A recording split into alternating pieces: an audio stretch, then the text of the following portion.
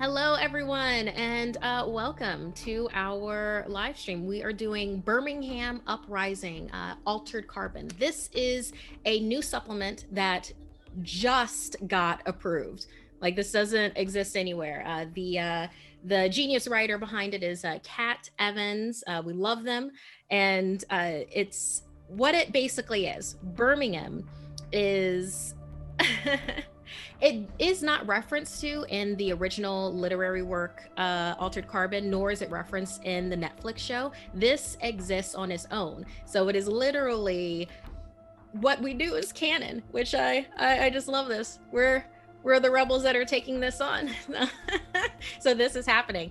Hello, I am Markeia McCarty. I'm going to be the GM for Altered Carbon Birmingham Uprising. It is not just us doing this on Fridays at 1 p.m. There is a second half to this story, this campaign that we will be exploring together. And on Thursdays, 1 p.m., if you go to Level Up Dice's Twitch, I believe that is level_up_TTV.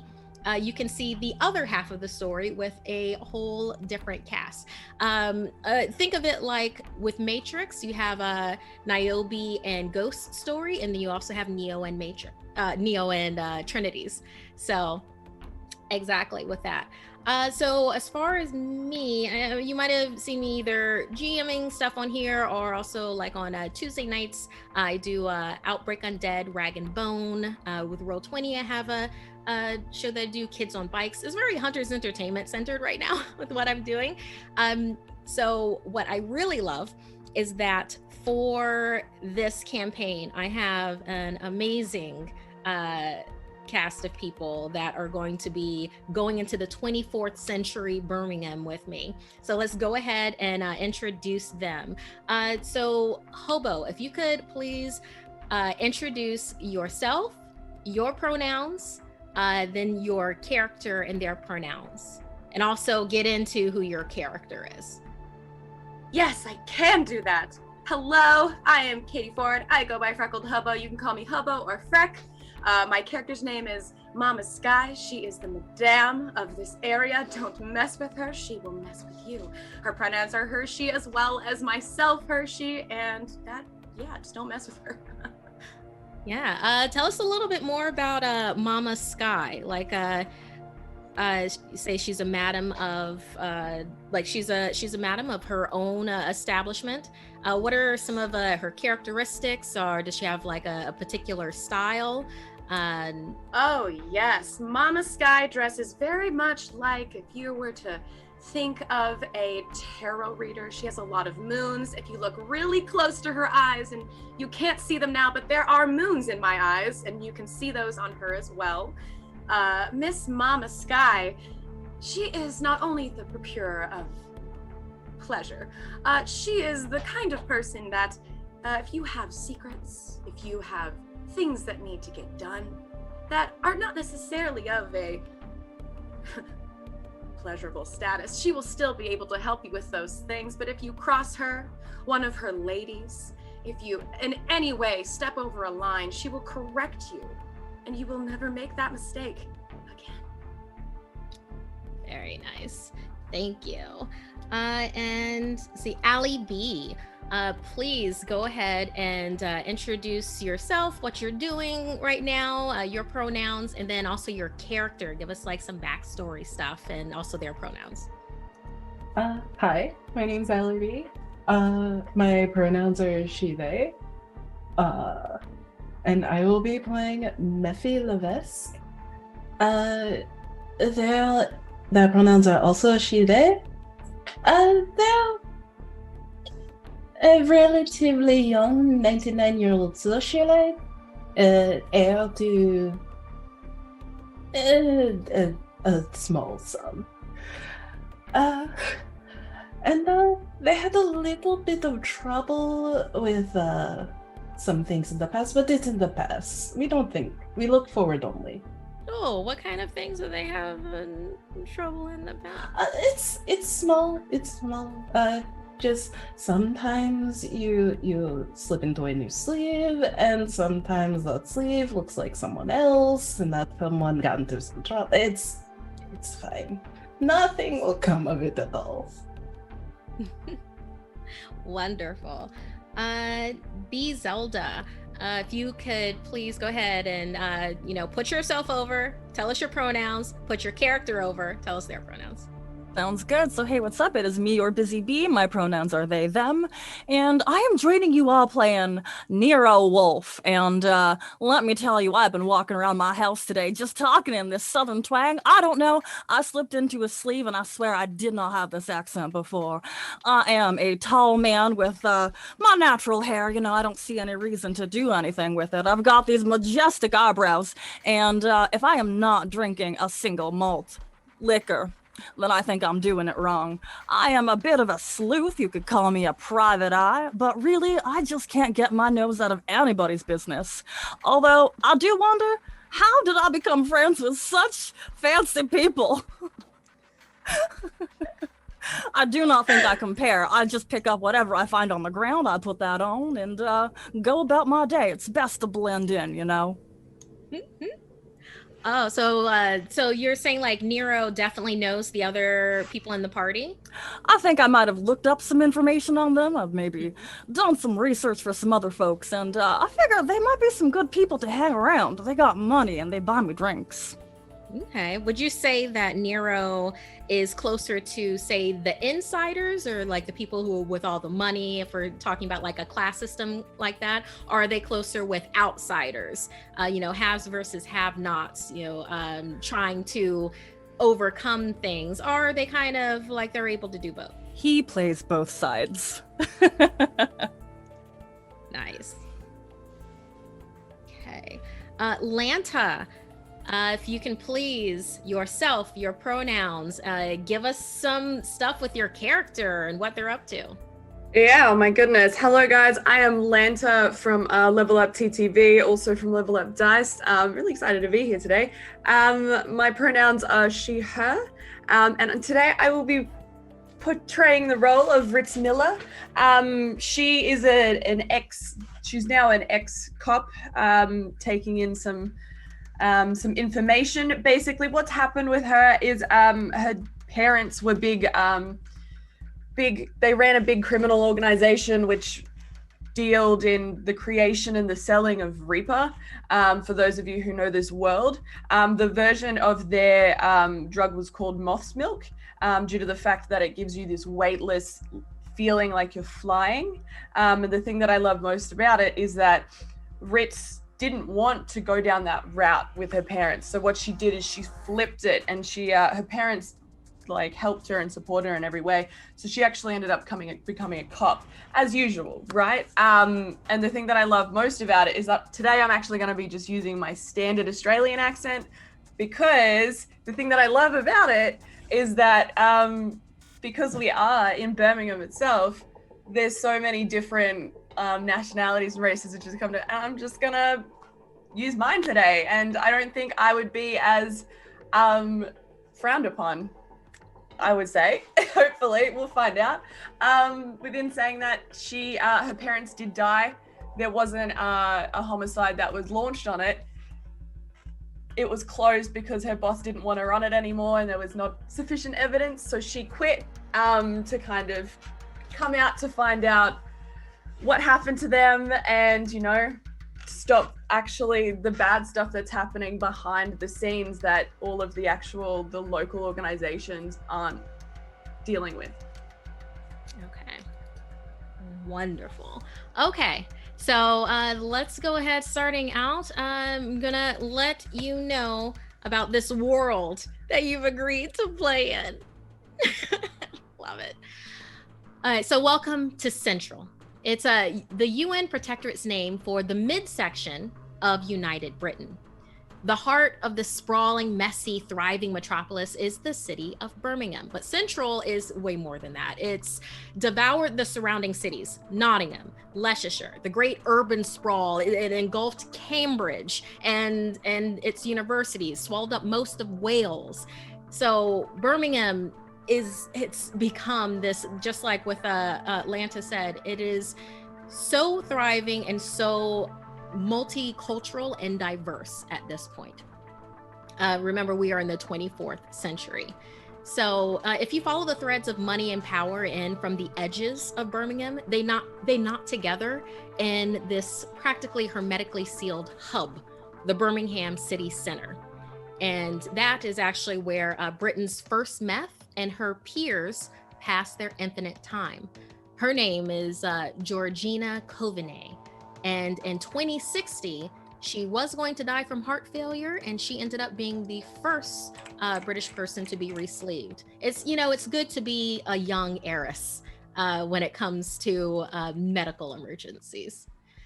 So Birmingham is divided into insiders. Those are the people that have the money, the status to seal themselves away in the hub, and outsiders, killing time as best they can, whose pleasures are really only distractions from the grind of existence. So, but saying the protectorate does provide a basic income, but that's not enough to provide people with purpose. So Central has sold itself as a thriving center of industry, but really, after the fall of London, it's just like any other place in the protectorate, where jobs at all, in most cases, are ancient history. So something to keep in mind with Birmingham, the company Birmingham Zenith released CitySense. CitySense monitors traffic flow, footfalls, energy consumption. It's a systems AI that is able to track you. And it also helped crack down on 70% of crimes in Central. It is said that the people that CitySense does not track are ones that can pay for it, like meths and insiders, or ones that know how to work the system. Anybody else? CitySense knows you. So with Birmingham, people eventually realized that it wasn't like it was in the past, where you could work hard and get what you want. It just didn't exist like that anymore. So you have this huge workforce desperate for money, just trying to get by. That led to degradation of workers' rights. And actually, that process started to be called Americanization. And that's because of the British perceptions of how the huge underclass of North America lived. So being unlike America is still a British value in the 24th century. So the year that we are in is 2368. A movement has emerged urging Britons to push back against Americanization, to hold on to their rights, restore their dignity under the protectorate. They weren't listened to. Peaceful protests then became violent. Anti-Americanization groups turned their anger on so many targets. Corporations that would lay off their workers, target. Insiders who strayed out of the hub, target. The gray and black market suppliers, they were profiteering off need and desperation, targets. It is called the AAC, the Anti-Americanization Coalition. They were quickly declared a terrorist movement. Of course they were. And Central's private security firms cracked down hard. There are 3 ringleaders of the AAC. All of them are now imprisoned. Tom Whitehouse, Ismat Mirza, and Bradley East. Actually, the only reason that they weren't real deathed, and what that means in altered carbon, is that their cortical sac, which when a person is born and then at around 1 year old, they get a cortical sac implanted where it's just they are able to have a DHF go into that, and they exist in that DHF, which means that you can sleeve into different bodies as long as your DHF goes somewhere else. But something happens to that cortical sac while your DHF is in there, and let's say it's rare for you to have a copy of yourself anywhere else if you are not a generational meth, then that's being real death. Just ended. The only reason why these revolutionaries weren't killed was because Georgina Coveney stopped it. and the media loved it. She became a woman of the people, the heart of Britain. But there's others that say that she has a number of other reasons why she kept them alive. So with Central, it's solemn, brutalist architecture. It's like, it has been called 350 miles of prison walls. And there are many different parts of the city. So with this, knowing the backdrop of what we will be playing in with our 4-arc campaign, let's go ahead to Nero. Nero Wolf, tell us about an average day for Nero. What is he up to? What does he do? What kind of environment would he normally find himself in? I've got myself a tiny office. It's really just like a 20 by 20. Not a lot of room. I wake up after sleeping on the floor, drink a single malt liquor to start my day. And then, I move over to my desk. I push my bed back in the closet and I wait for somebody to call me. Ultimately, somebody needs to be spied upon. Not everybody, as you said, is under control of the city sense, and it is my job to look up those people and see what they are trying to hide. I spend a lot of time with my feet up on my desk, drinking. Drink a lot. And I'm usually pretty drunk by the time I get my first call, so then I gotta sober up a little bit, do some jumping jacks, and then I am ready to go. Okay. Nero, you are sitting in your office. It's exactly the size that you need for it to be for the business that you do. It's located in Balsall Heath, which is it's also known as Balti Triangle, just southeast of the hub. It's predominantly multicultural, many different ethnicities and nationalities, and is more likely to have a mix of insiders and outsiders for that would want to go ahead and contact you for your services. You have an office located in Clifton Towers Market, which is basically known as the black market in Balsall Heath, stocked usually with imported goods from all over South Asia, Middle East, food stuff, fabrics, household goods, entertainment media. So it's nice, but it's also nice for you when it comes to business dealings. Mm-hmm. So as you are sitting there waiting, because you know that just because of the contacts that you have, you know that you should be getting a call real soon. From some like little birdies in your ear, you know that someone stole something, and it's pretty big. You don't have the details just yet, and as you think that, you then get a call. Private Wolf, what's up? Nero, it's me. This is real bad. You know from the voice that this is Luan. This is one of many spies that you know, that let's say part-time spy that will dabble in a number of different things, but usually tends to be small time and not doing anything big. Slow down. What's going on? I didn't know what I was taking, okay? I thought it was something else. I just really need for you to know that, Nero. I just need for you to be able to hear me out. I understand. Yeah, no, you didn't know. What's happening? I went in for this other job. It was at the Longbridge Air and Space. And, I saw an opportunity. You know how it goes. When you see an opportunity, you have to just go ahead and take it. And the information that I got, it's real big, Nero. Okay, I'm listening. It's Windsor family big. Oh, dang. you know, Windsor family is the royalty of Birmingham. So even just knowing that Longbridge Air and Space, and also the connection with the Windsor family, that's a really big deal. Okay, I need you to slow down. I did breathe. Are you breathing? Okay, They're searching for me. They're searching for me right now. When I can't. I gotta lay low. Okay. I need for you to come get me. Where are you again? Longbridge.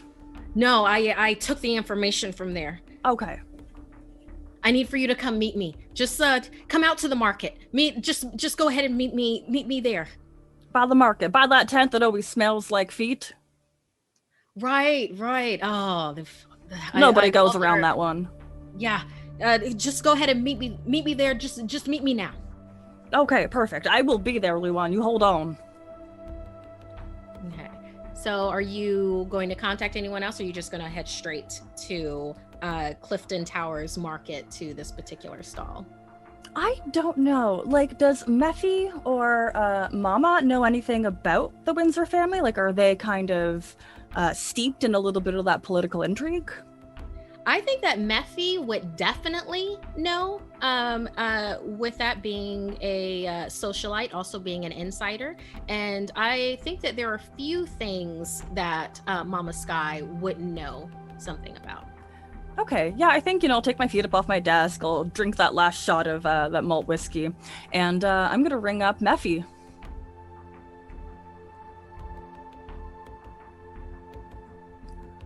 Meffy, are you around? Hello, this is Meffy's personal assistant. How can I direct your call? This is Nero. Just connect me. Meffy is a little bit busy at No, the she moment. ain't. No, I'm not taking your shit today. Just connect me. Okay. Bonjour. Meffy, what do you know about the Windsor family, and what the hell's going on? I know many things about the Windsor family. You know what I mean. What is going on in that family right now?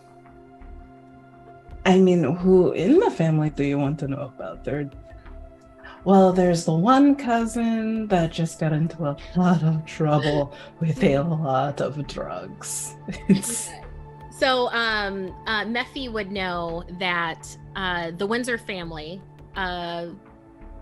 former, but basically the royal family of Great Britain, are extremely important, though not a majority investors in a number of businesses, like very huge businesses, more than likely investors in Longbridge Air and Space.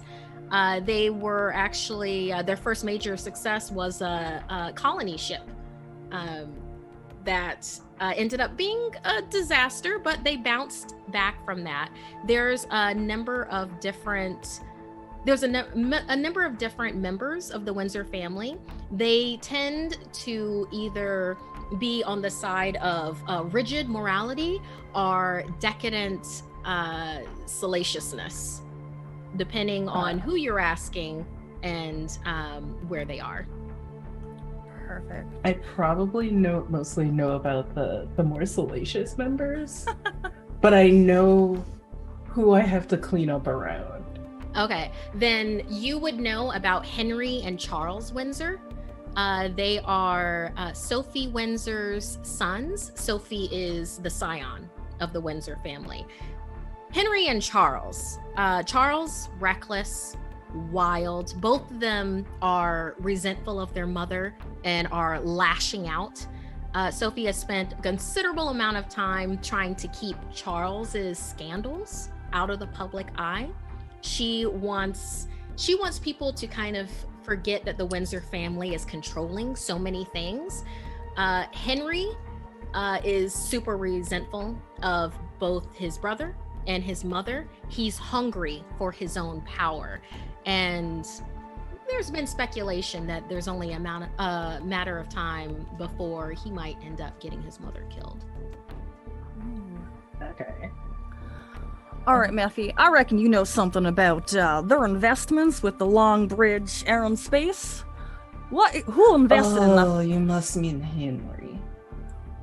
Sorry, Emily. I get them mixed up all the time. Is he the shitbag, or is he the one that just is always partying?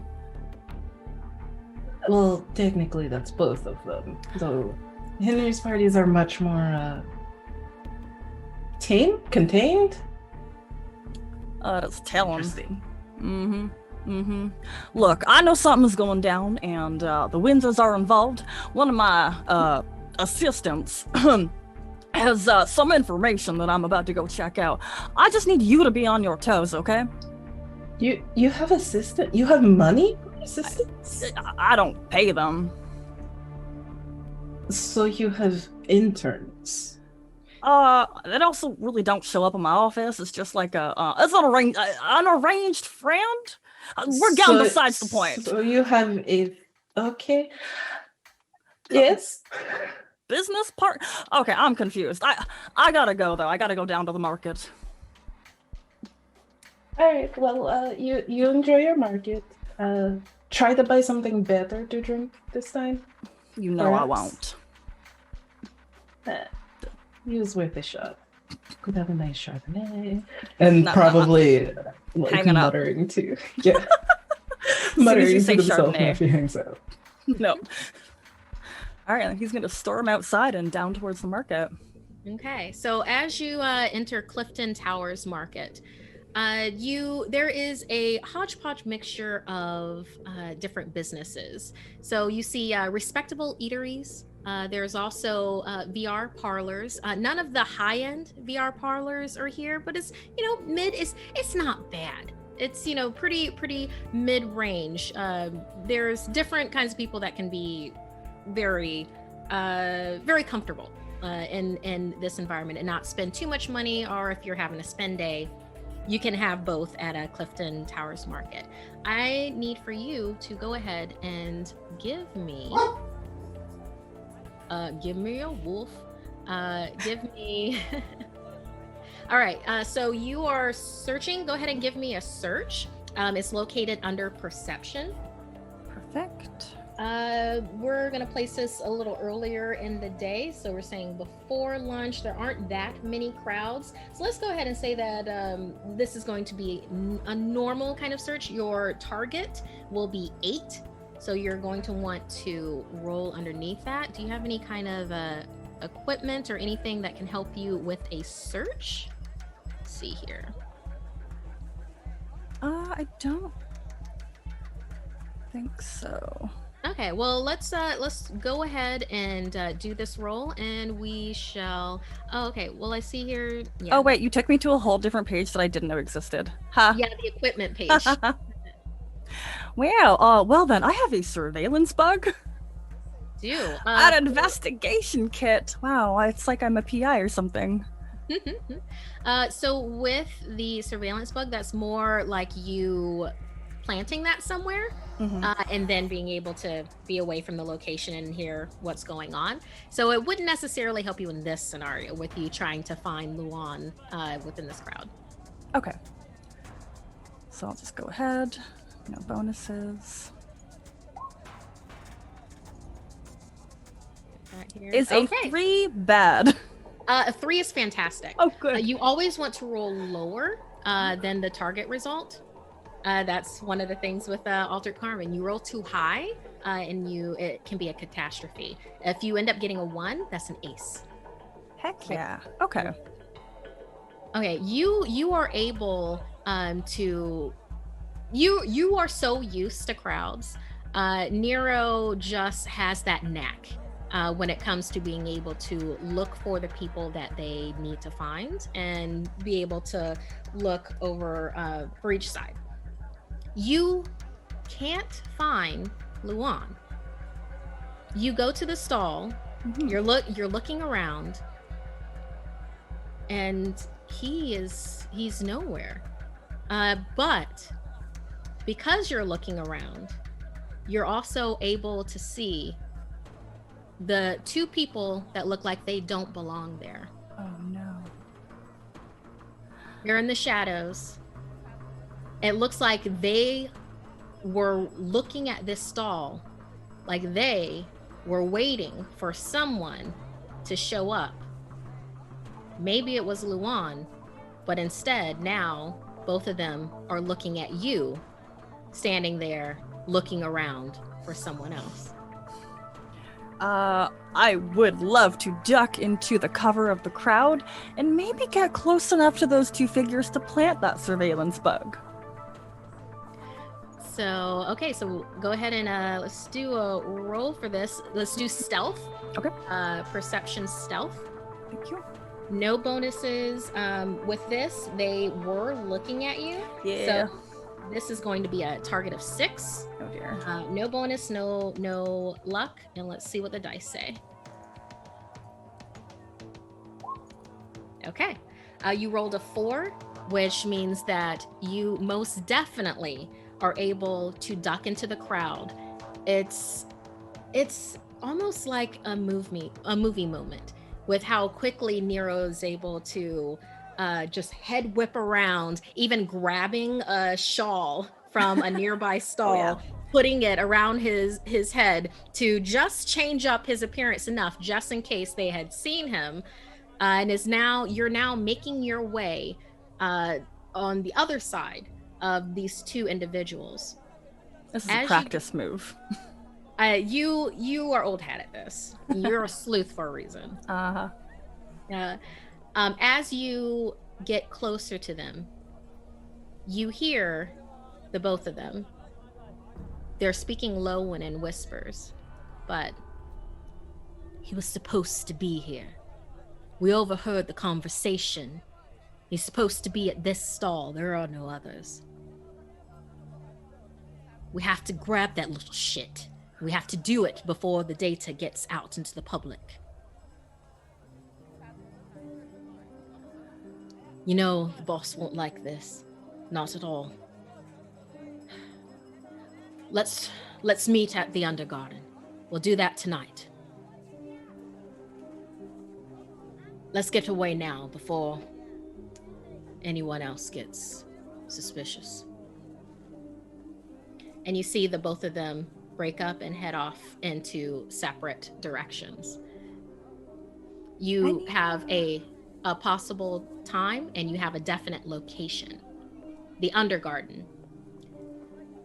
The garden is a place where you can get real life simulations done. VR is a very big and thriving business. The garden is for upper scale, high clientele. Insiders go to the garden where you can have simulations happen in real life. The actors involved in those simulations are very well paid. And as far as most everyone knows, there has been no accidents or any kind of things that were done without everyone's consent type of a deal. But there's a lot of money that goes into the garden and into these real life simulations. For the Undergarden, you know, seasonally, there's always something more interesting, something more illegal that always seems to happen there. So more dead bodies? All right. It's a possibility, but you know that you need to find Luan and you know about the Undergarden. Okay. Mama Sky, tell me about what is a normal day for Mama Sky? Well, like most women in their 40s, I wake with the dawn, full of worry in my heart for the ladies in my house and the people that come and wish to do them harm. I guess I'd wake up and, if anyone has seen Salem, much like when Dottie, or whatever her name was, became the madam, her little birds would tend to me in the morning, and I would have tea in the morning. My feet would soak because I'd be up all night pacing back and forth worrying about my ladies, and I would eventually wake up, get my feet on, did my little bit of tea, and I would walk downstairs, and I guess very much like a jailer, I'd have the keys of the house around my wrists. I'd walk around and check in on each room. Many of the patrons are used to me doing this, and the ladies ask if I need anything. I never usually do, and I make note of who's in there, what they're doing, who their lady is and what their specific pleasures are. Indeed. Indubitably. Okay. Yes, an artisan when it comes to entertainment and also getting the particular flavors that of different people would enjoy. Mm-hmm. Hopefully learning a lot of things along the way. What type of surrounding environment do you believe that Mama Sky's place of business would be like? How do you envision that? Well, kind of like how we were discussing before we started playing, it's very much like the new meets the old.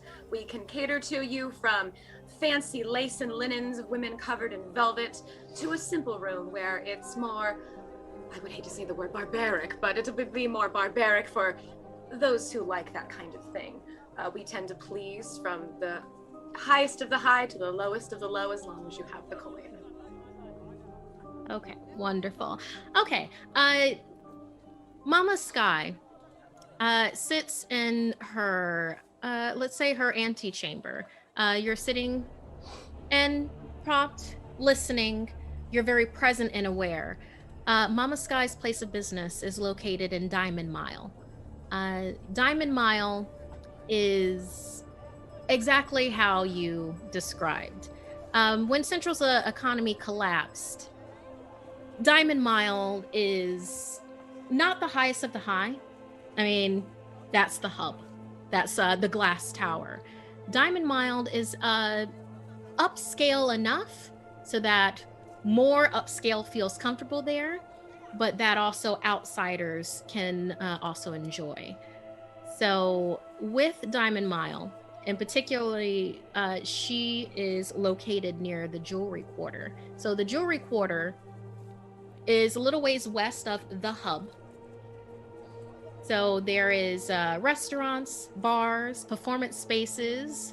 It's got a vague aura of grandeur. Yes. And that is exactly where Mama Sky lives. Really quick question. Yes. For the garden, would Mama Sky, how do I put this, ply ladies for specific kinds of simulations based off of people's pleasures? I think Mama Sky most definitely does. Mama Sky is very business-minded, and she definitely takes care of the employees under her umbrella, her burgeoning empire. As it was, and there is no way that she would say no to the money that the garden could do for her getting her percentage, and then also her employees getting more work. I absolutely agree with that. I wrote that note down. So actually, you're sitting there and waiting because in particular, one of your employees is late coming back to report back to you. They were very excited for a simulation that they were going to be doing in the garden, and they're never late. Can you tell me the name of this employee and also their pronouns? Yes, let's do my favorite little dove, Charlotte. It is a she, her. We'll say has long blonde locks, and they're just, I don't know, men come around to sniff her hair a lot. I don't know. You know that Charlotte was doing a simulation of being somebody's very accomplished tennis partner. You don't know all of the details, but you know enough to know that because Charlotte is so athletic and is very, very accomplished at many different sports, that this was the first simulation that she was going to be in, and then also that could then link to other things because Charlotte is just good at everything from snooker to tennis, badminton. It was like she was born with this. She's still in her birth sleeve. We'll place her in her mid-30s, and she was born to be a sports star and very much enjoys working for you. Okay. If I am as worried as I normally am, do I have contact to Nero? Yes. I would Yes, definitely pull out the old phone and call up Nero, who I'm sure either owes me a favor at some point or knows that I'm good for it. And I will call I will call him and make sure that he, see if he can do some digging for me, since I can't leave all my ladies unaccompanied. What? First of all, Rude, we're friends here. I'm working, come on. Well, as am I, and I am worried. I need you to do some snooping. I know you're good at that. I am in the middle of a case. What do you want? And I am in the middle of a midlife crisis. I need you to look for my dear Charlotte. She is not here. She is late. You know she is never late. Charlotte with the hair? Smells so good. I know. I need to know what shampoo she uses. She keeps it in a box and I can't find it. But yes, no, she's missing and it's starting to worry me. I'm getting the sweats and I can't deal with the sweats. Okay, what is the problem? Well, she is late and she is never late. I feel the worst. I feel she is in a gutter. Someone has stolen her. They have chopped off her hair. Do you see what the spiral is doing to me? Yeah, okay, so where was the last time you saw her? Where does she live? And any known contacts? I would relay as much information as I know. Yes. Yes, Mama Sky would know of the last 3 people that Charlotte has been dating. So as possibility of places that they would be. Out of the 3 names that Mama Sky gives you, Nero, Luan comes up. Not my baby Luan, I love him. Pose, you said Luan? She dated Luan? Like, short, really, really kind, still opens doors and, like, pulls out chairs, Luan? Feels like you're being a little judgy, but we don't judge here. He's very sweet. And yes, Luan, did I stutter? Huh. No. Okay, carry on. And where was the last time you saw her? Insert place here. Besides, she lives on your location, that you're located in a diamond mile, but you're not draconian when it comes to things. Your employees can also just be in other places. It's just you and Charlotte have more of a special kind of relationship, more of a mentor and protege type of a deal.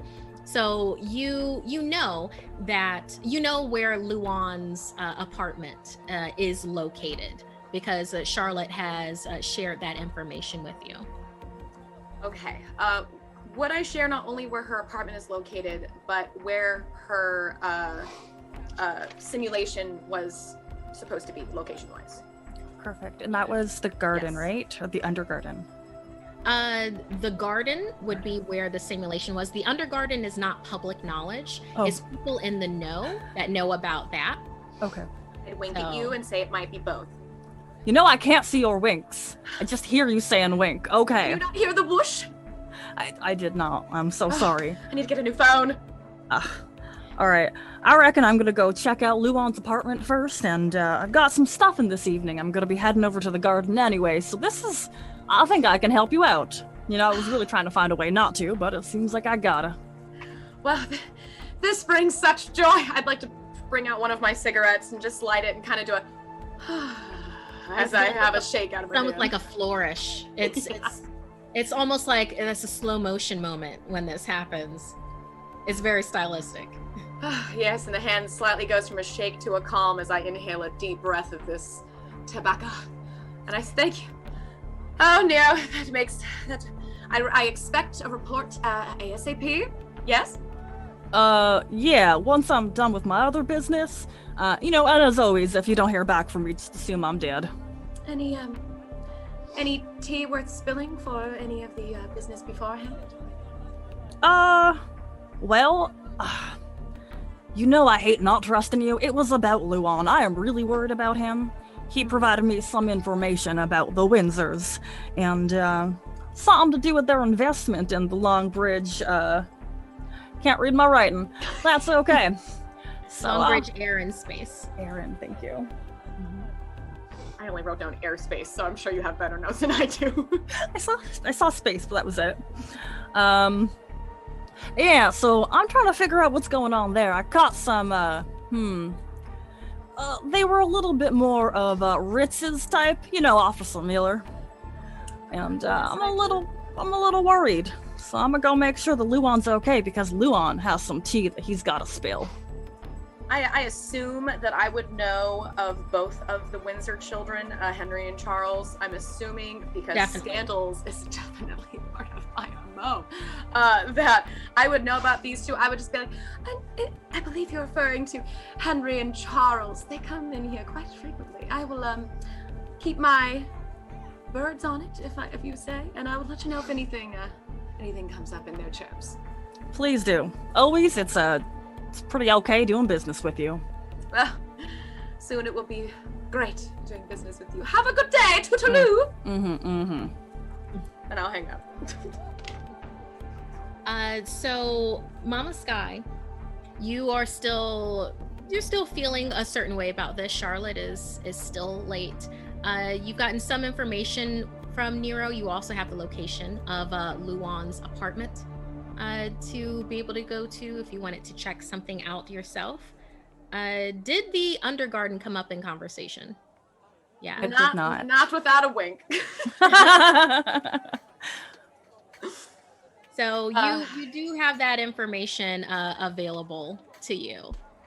I think knowing what he told me, I would, because no wink was exchanged, I would probably go down to the Undergarden and check there, knowing that this wouldn't be the first place he would check, and it wasn't on the list. So it would be like, oh no, like a back thought. Oh no, there's another place. I might as well just go check it myself. The Undergarden is not. Think of it more like if you have, let's say, a seasonal place where it is okay to do illegal transactions, fighting, and everything like that. It's not a place that you go to like Diamond Mile would be, which is open all the time. It wouldn't necessarily be the first thing that would be on the mind, but there's other ways that you can get this possible information. So for right now, Mama Sky has the location of Luan's apartment, the connection between Charlotte and Luan, and Officer Miller. Yeah. Ritz Miller. So tell me about the normal everyday for Ritz. So Ritz at the moment, there's mostly what she's trying to figure out is there's been some wrongdoings in the slums, basically where she lives, of Birmingham itself, and she's trying to just sleuth out some stuff, but also still trying to find information on her parents. So the everyday for her would be, she'd start off her morning at her pin board, where she has, the red string and the trying to piece out little bits of information, and there's a big question mark in the middle, and it hasn't changed in the past week or so, but she's still trying to figure out. She's like, there's got to be something more here, there's got to be more. And then what she'll do is she'll go down to the local ramen bar, and she will sit down and she'll order a big bowl of ramen with extra bamboo shoots, and she'll talk to all of the people around her and try to get, some information on what's been going down in the slums, what's been happening, anything new. And yeah, that's basically a rinse and repeat of the day until getting more information. At night, sometimes she'll call her ex-partner to come over, and some magic will go down, and then he'll go back to work and she'll get as much information out of him as she can. Yeah, that's the kind of standard lowdown day for Ritz. Okay. Give me the name of the ex-partner. Yep, Aiden. Okay. While Ritz is going through their normal everyday, enjoying their ramen, trying yet again to find another lead, any lead for what is basically the cold case of her parents' death. It's like nobody else cares, but you still care. You still care, and you're going to make whoever did that, they are going to pay. That is going to happen.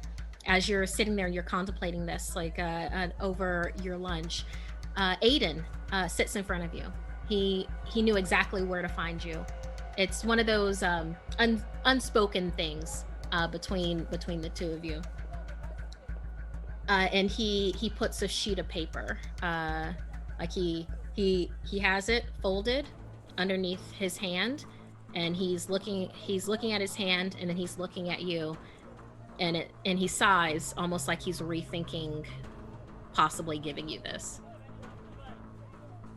As soon as I kind of see the paper go down in his hand, I'm immediately going to put my hand on his to be like, what have you got?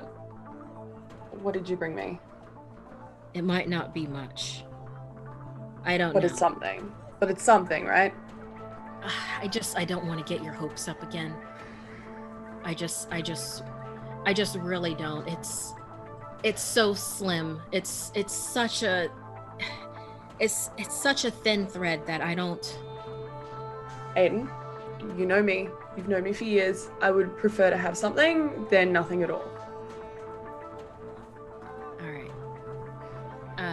Aiden slides the note over to you. Cool. And then I'll slip it, and then I'll kind of like look around to see if anyone's kind of watching. And then I'll like open it to have a look at the information he's given me. You know that the information he's giving you is it's an address in a room. It is the Doors of Perception. Doors of Perception is technically classified as a hotel. That's because you can rent a room there for a couple of hours or a couple of days, depending. The Doors of Perception offer a range of escapist services. So it's fully immersive VR fantasies. It's pre-programmed or bespoke to the buyer. And you also know that there's memory jacking that can happen there. Oh gosh! Some of the finest dippers and hackers in the industry.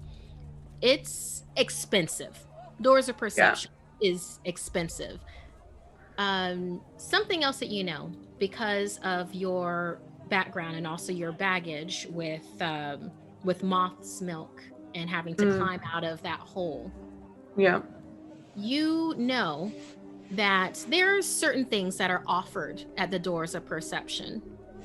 There's different drugs that, such as the highest priced and newest drug, Echo. The active ingredient of Echo is rendered down cortical stacks. Oh my gosh. This is the last place that you would have ever thought any kind of information about your parents could go. My goodness. Okay. I am gonna fold it neatly and slip it into my pocket of my jeans and just look at him. What, how do you think this is connected? I got a tip. I'm going to be honest with you. It was an old tip. I've been actually holding on to this for a while because I wanted to check it out myself. I know you always want to check everything out yourself, but I just wanted you to be safe once. Aiden. I have an informant. Their name's Luan, and he gave me this tip a while back. I can't get a hold of him now to be able to get some more information. There's a lot of things that are going around, but I felt like it was time to just give you this. Well, thank you for finally giving it to me after all of this time. Don't be like that. I just wanted you to be safe. Yeah, well, I'm not your partner anymore. My safety isn't your problem. I'm gonna get up. Do you have Laurent's details? I've got a possible apartment for him, but it's probably fake. Actually, something that I noticed is it seems like there's a lot of people that are looking for him right now. There's something about data being stolen. I don't have the details of it, but a lot of things are pointing to, well, he's not able to locate, but I do have a possible location he might be at tonight. The Yeah. Undergarden. Okay. Oh, great. Do you know? Like it's back up again. One night only. You know how they do. Where's the location this time? It's actually under the garden. Oh, that never comes around. Yeah. Okay.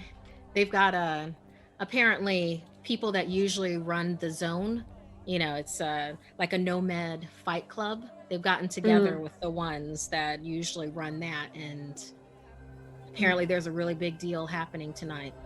That's the only, besides his possible apartment, that's the only location I know where to find him. All right. Can you send me his apartment? I'm gonna roll by there to see if there's anything there. So just anything in the future. Please give this to me. Like, I don't understand why you held it from me. Like, Because I thought. You're too reckless. You're too reckless. You're acting like you're the only one that cares about your life. And this is why the department stood me down, is because of this. Like, you know there's something wrong here. There's always something wrong. You can't fix everything. But I'm not going to have this argument with you again. Sure. Send me the apartment. Have a good night. I'm gonna leave. And Aiden looks down at your half-eaten ramen bowl, and like his shoulders just kind of sink as you walk away.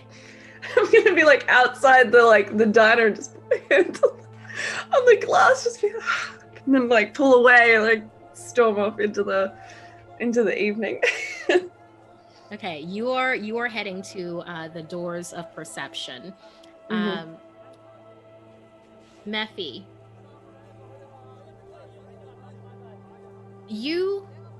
today's been a lot. You know, today's been a lot. Getting that call from Nero, and it's just, he's so passionate about everything. It's like, today's been a lot. It's time to be able to cut loose a little bit. So you connect with some of your higher end connections, and you decide that you're going to go ahead and spend a little time at the doors of perception. Of course, as you do. Tell me a little bit about Mephi's space, like how they just exist in their space, and how they are normally, like their normal day. I think Mephi has an apartment, and from the outside it's that normal like brutalist architecture, but inside it's like the Palace of Versailles if it were decorated with neon. Yes. So like you've got the white walls and like paintings and everything, and then on that gold trimming there's just lights around it. So like in this bedroom with like a huge gilded like bed, they've like sprawled across it, and they're just like oh god, what was her name again?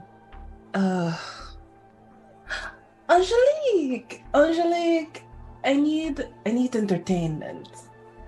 Oh, wait, I can get you some number of different options. It all depends on how do you feel today, madam? Well, I want something that will make me feel alive. So probably someone will die. Then okay, I don't know if we want to do real murder right now. How about I get you your favorite room at the doors of perception, and Yes. with that we can have I will have them do your best thrill kill simulation there, the VR simulation. Yes, of course. Yes, the one where you are a badass and you kill Yes. everyone that tries to come after you. Yes. I love it. You just know me so well, my dear. Thank you, Mephi. You are a guiding light. It is amazing all of the things that you do. I mean, your life is perfect. You are perfect within it. And yet I know. you know individuals like Nero who I like to help with the little people. you give back. And I appreciate Dude. that. With like knowing Nero, knowing what is the other businesswoman? Mama? I suppose. I mean, you are supposed to know these things. I'm not I supposed to do know. And Angelique pulls out a touchpad and is just like very quickly doing like a Minority Report style type of a thing. Mama Sky, yes. You give back to so many of the outsider type people. Yes, the Officer Miller. I mean, you are so good. It's a shame what happened to her dog. I think it was her dog. She does more going like this. Oh, it was her parents. Oh, that is so sad. This is very sad. We should send flowers. Have I already sent flowers? I will make the notification for it, and I will have flowers sent. Oh, you are so good to all of the others. Oh, you. Okay, well, I have your appointment scheduled for the Daughters of Perception, and for your Thrill Kill VR, and yes. Would you like for me to accompany you, or would you prefer to? No, I'm going to go on a walkabout. You're Yes. and then you see Angelique like what you are going to I want to see what it's like. See, back home in France, it's but here. Yes. Oh, but walking is so Let's not actually walk. It's an expression. I'm still going to get a very nice hired car. Pick a very good car that will match my outfit, and then Mephi's off to find an outfit. Okay, I will have it where you walk to the car. So yes, it will be Yes, that is normally how it works. Yes. Okay. We shall have that.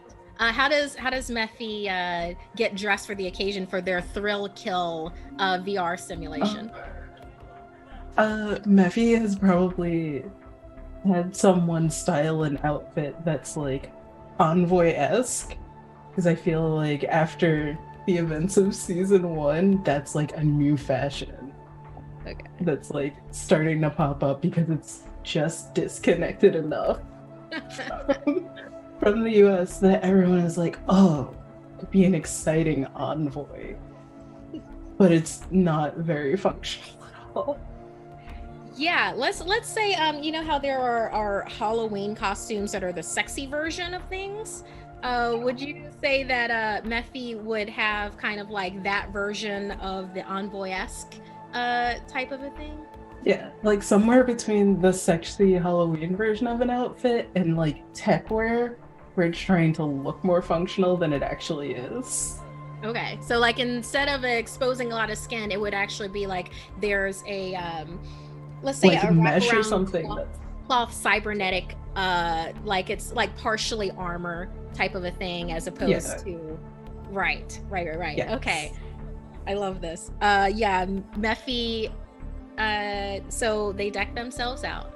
They're prepared for this. Is there any calls or anything that you want to do, or are you going to go for your walk to your car that has been called and is of course waiting for you whenever you're ready to leave? I think because Nero has reminded me about the Windsor family, I'm gonna call Charles. Okay. All right. So yeah, How close would you say Mephi and Charles are? They're definitely friends, but not actually friends. So it's Okay. like, oh, Chow, I don't know if you can come tonight, but I'm going to have a very exciting time down at the doors. You could come if you want. Be my sidekick. It's very. It's a little bit, demeaning. What? Or, no, not demeaning. Like, oh god, I can't think of the word. It's not very nice. It's very, like, the same way that Mephi has talked about everyone else is the same way that she talks to Charles. And he gets off on it because no one talks to him like that. Okay, let's go ahead and let's see how this interaction will go. Go ahead underneath go into your sheet under empathy. And because on the other end of the line you just heard like a couple of grunts and acknowledgement from Charles. So I want you to do read person underneath empathy. So they're not friends. They've got the potential to be frenemies. So let's say that this is going to be a little tricky for you. So let's go ahead and do this at a 7. That's your target. Do you have anything in your equipment that might have anything to do with those? No, data storage. Oh, and Tetranet. Okay, so no, you don't really have anything. So yeah, this is a straight line. But let's go ahead and put a luck dice on this, and do a D8 for your luck dice. And what it is with luck dice, like adding that to it, is just as far as luck goes, this is a fairly median task that has a potential for failure. So we'll see what you end up getting with his response. See what the dice have to say. Oof. Okay. On the nose. So you rolled a 7. Your luck was 2. It doesn't really come into effect with this because you did end up hitting the target. Barely. Okay. All right. You hear after the couple of grunts. What are you doing, Ellie? I don't feel like talking right now. Well, you could simply let me do the talking. I don't know if I want to go to the doors of perception. You know, everyone knows me there. Well, you do go quite often. It's very hard for people to not know you someplace where you go all of the time. I don't feel like being spotted right now. Well, what is happening? What is wrong with you? Did you eat something bad? Did you get caught doing something bad? No, it's not. It's not like that at all. It's apparently something's been stolen. Some data's been stolen from our business, and it's just there's a bunch of things that have to be handled right now. It's like I can't go off to the doors of perception right now. Like, data's been stolen from Longbridge Air and Space. I feel like I've read that somewhere. But I have the perfect idea. You see, I know I know 2 private investigators. We can see what we can dig up. I've learned so much from them. I don't want a whole lot of people knowing about this, Allie. Can you trust them? Yes.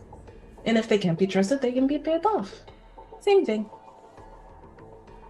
I like people that you can pay off.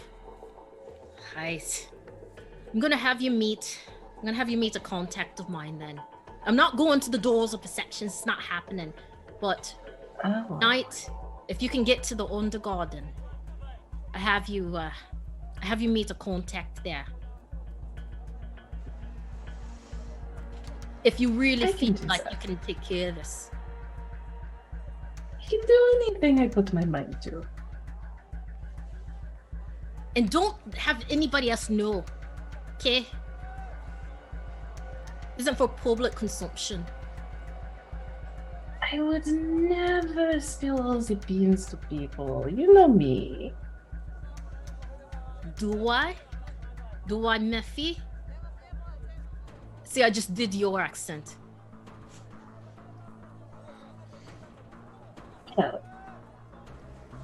And then Mephi clears their throat a few times and is like, well, I never. Right. Don't give me the gaff. I'll make sure that you get to. How many invitations do you need? 3 or 4? Let's say 4. I might meet someone. Many someones. 4 sounds good. Right. Okay, have that sent to you. Enjoy your times at the doors of perception. I assume you're going to do your bang bang kill. It makes me feel alive.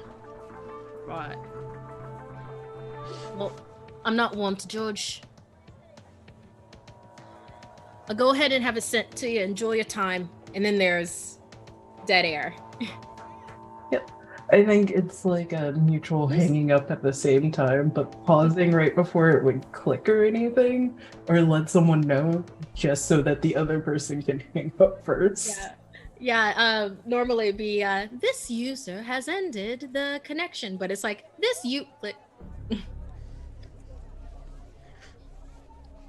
So, are you gonna head to the doors of perception now? Yeah, get dressed. Maybe, like, try to take something, like, that feels like it would be more helpful. So, I would probably take the data storage with me. Just in case. Yeah. Okay. So, the doors of perception, so you go ahead and you have a very leisurely and short walk to the car that is that's waiting for you to then go ahead and shuttle you along to the doors of perception. So the doors of perception is grandiose while also being understated, literally old architecture that has been revamped into this new architecture type form. They know you here. You are quickly and easily ushered in to the particular room that you are meeting, that you are having your VR simulation in. As you are standing in the hallway, the other assistants have let you be because they know that Mephi likes to prepare before going into their VR simulation. As you are standing there in the corridor, you do see someone else turn the corner, and walking towards you is Ritz Miller. I think there's a split second of not quite recognizing and just being like, why is there someone in my private hallway? It's supposed to be my area. And then recognizing Ritz. Yeah, Ah! The wing of rooms that you're in, there is yours, and then there are very few others that are within the same hallway. Mephi, what a place to run into you. Oh, what a place to run into you! I would not have assumed, Well, as an ex-cop, it's some places that you kind of end up in to talk to the right people, I guess. What brings you here?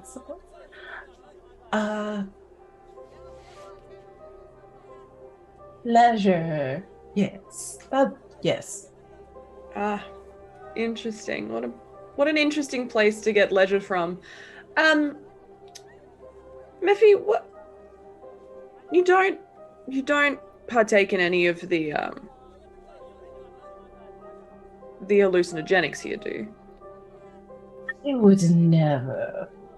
Good. It's not clean stuff. I wouldn't touch it.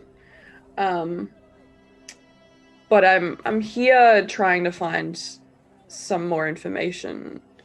As you know, my family and everything. Anyway, I've got a tip, and I wonder if you could actually help me out here, maybe just a little bit. Perhaps we can help each other out. Yeah, I can do that. Alright, I want to go on a bit of an adventure. Yes. I like adventures. Yeah? Very secret stuff. Oh, okay, so I wouldn't know about the adventure. But we'd go on it. Or am I not going? I'm going? No, you're going. Okay, cool. I'm for that. Yeah. Awesome. Okay. I guess the less I know, the better. Yes. This is so exciting, right? So, yes, Ritz, tickle me pink.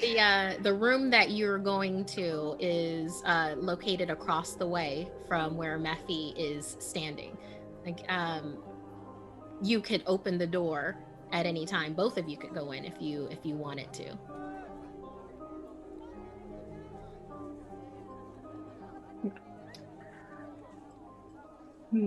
Well, perhaps it would be best if I follow you, and we talk about whatever it is that you were doing. Yeah, sure. Okay, cool. We should definitely go someplace quiet. Private? Yeah, we Yes. can't. I don't trust the ears on the walls, you know? And yeah, is there a button to get in, or does it like automatically open? You can just go ahead and open it. It's for the doors of perception. Each of the doors is programmed to open when they know that there is an occupant that will be coming to it. As soon as the occupant or number of guests show up and enter, then that door locks behind them until they are ready to leave. So nobody else can come in. It's supposed to be like an encapsulating experience. You know, that is now your world type of a thing. There is an emergency room button that emergency room protocol that exists within the rooms, but it's supposed to be your privacy is assured. Yeah. Okay, cool. Yeah, I'm gonna stand in like the doorway and like gesture to Mephi to come in. Mephi like takes a deep breath in, deep breath out, kind of like releases the persona they were preparing for their own room, and will follow. Like, no, we'll walk in before Ritz without thinking about it.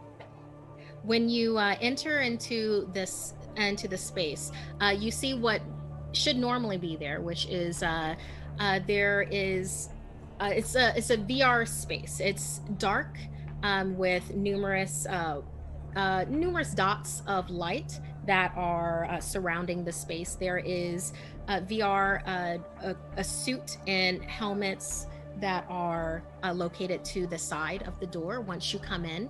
However, the both of you, when you walk in, you see that there appears to be someone lying on the floor in the middle of the space. I don't think they should be here.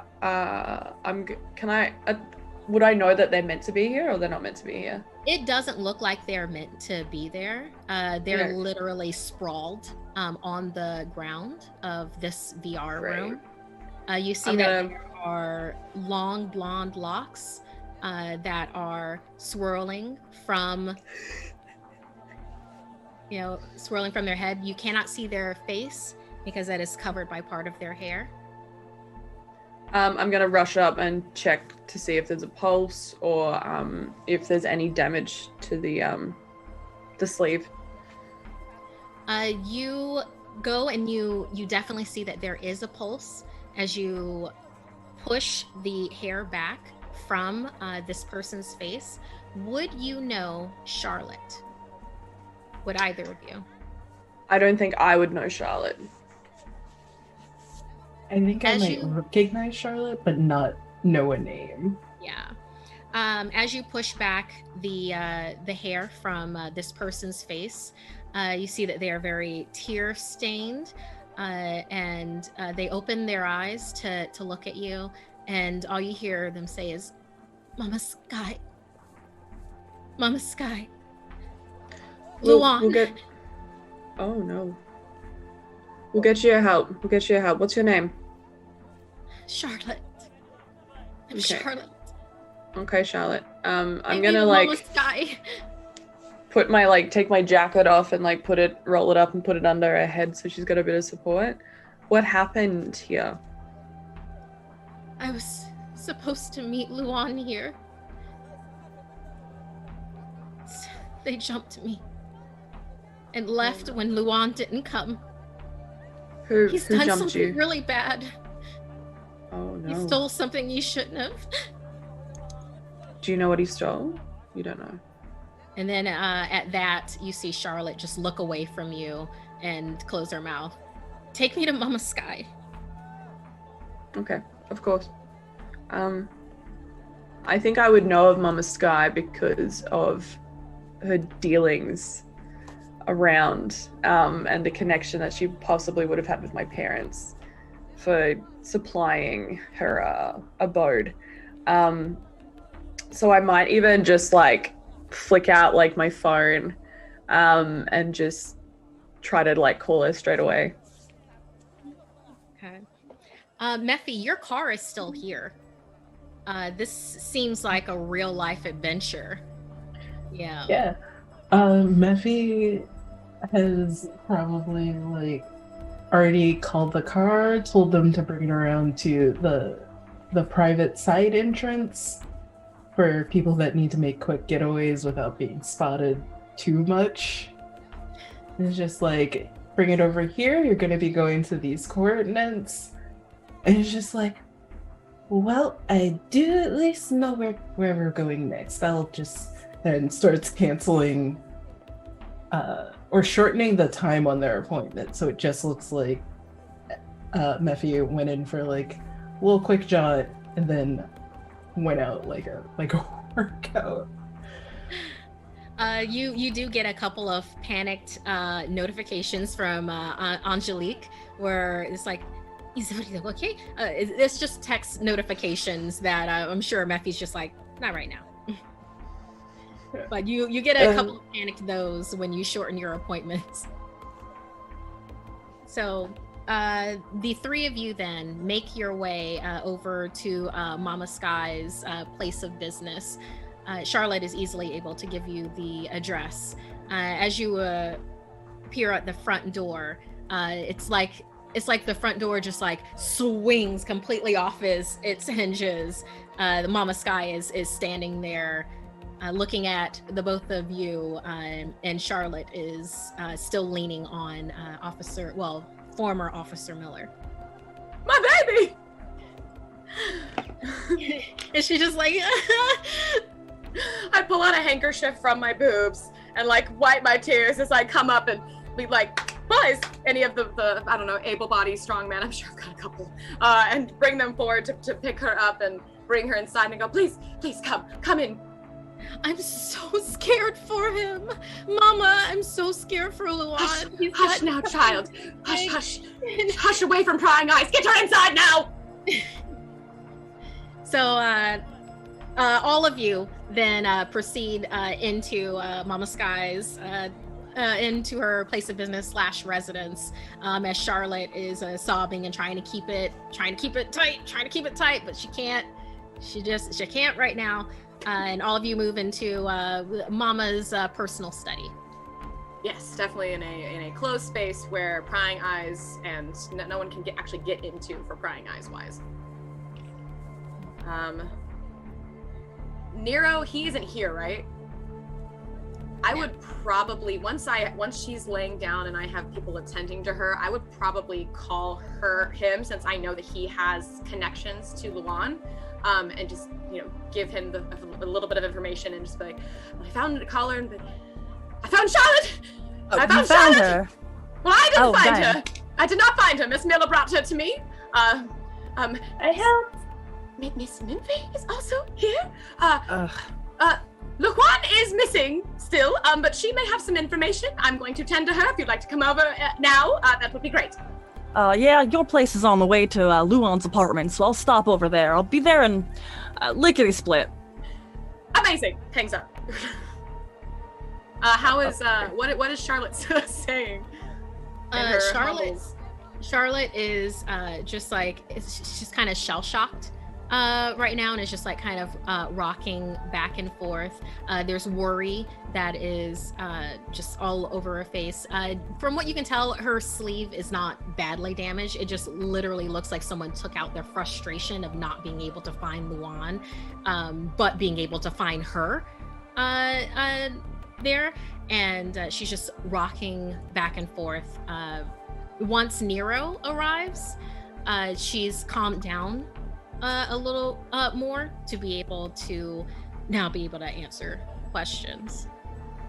Yeah, I can say I gave her one of my cigarettes because I know these worriness before. I know how that feels, and I've seen these markings before, so I know how to tend to them. But when Nero gets here, I'll set her up so that she's able to speak clearly to him and be like, now tell Nero what you know. Do not skip a detail, girl. You know I will know if you lie.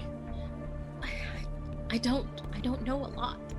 I just know that Luan's into something really big, and he said something about not meaning to steal what he stole, but now that he has it, that it's not just data, so it can't just be transmitted. He had to put some of it up here as well. Dang. And now he's being hunted. And I think the royalists are involved. It's just the way that it sounds, and it's the money that they're throwing around. Whatever he has, I think that it's important for, and then you see Charlotte look up at you and then like kind of glance around the room. I think it's important for the movement. Well, Officer Miller, are you still doing that cop stuff, or can I talk freely here? I was stood down, if that's what you're asking. So no, I guess. Can we trust you? I need as much information as you do. You've got no reason to not trust me. Just know that what I'm about to tell y'all might be more important than the death of your family, and I don't mean to minimize the pain or suffering that you've gone through. However, our dear Luan seems to have gotten himself into a real pickle. I believe he did in fact steal data from the Winslow family. He, as we do, he saw an opportunity and he took it. However, our little boy has been on the run. He has not shown up for a meeting with me. Apparently, Charlotte, he was supposed to meet with you as well, and he has not made that arrangement. There is one more place where I believe we can find Luan, but we must secure that information. If that falls into the wrong hands, i.e. the Windsors, well, shit's going to hit the fan. He said one other thing. He said that he's talked about the Undergarden. And he said that there was only one person that he could trust besides me. He didn't want to keep me too involved. And he said something about you, actually, Nero, words that this might be too big because he thinks that they want to assassinate him now, the royalists. Yeah, and that feels right. The contact that he said was Crossroads. Crossroads in the Undergarden. Does Crossroads mean anything to anybody here? I mean, I don't get out as much as all y'all. Mama Sky would know. And Methy might have an inkling of this. Crossroads is one of the 2 highest rated underground MMA fighters. I know that with the Undergarden tonight, It's fight night. Well, If you can get in, you need to talk to Crossroads. Crossroads. All right. Charlotte, you have been an indispensable resource in this investigation. I do thank you for your time. Let's say we go on a little trip to the Undergarden. It's like I was gonna head there earlier. You do not belong there.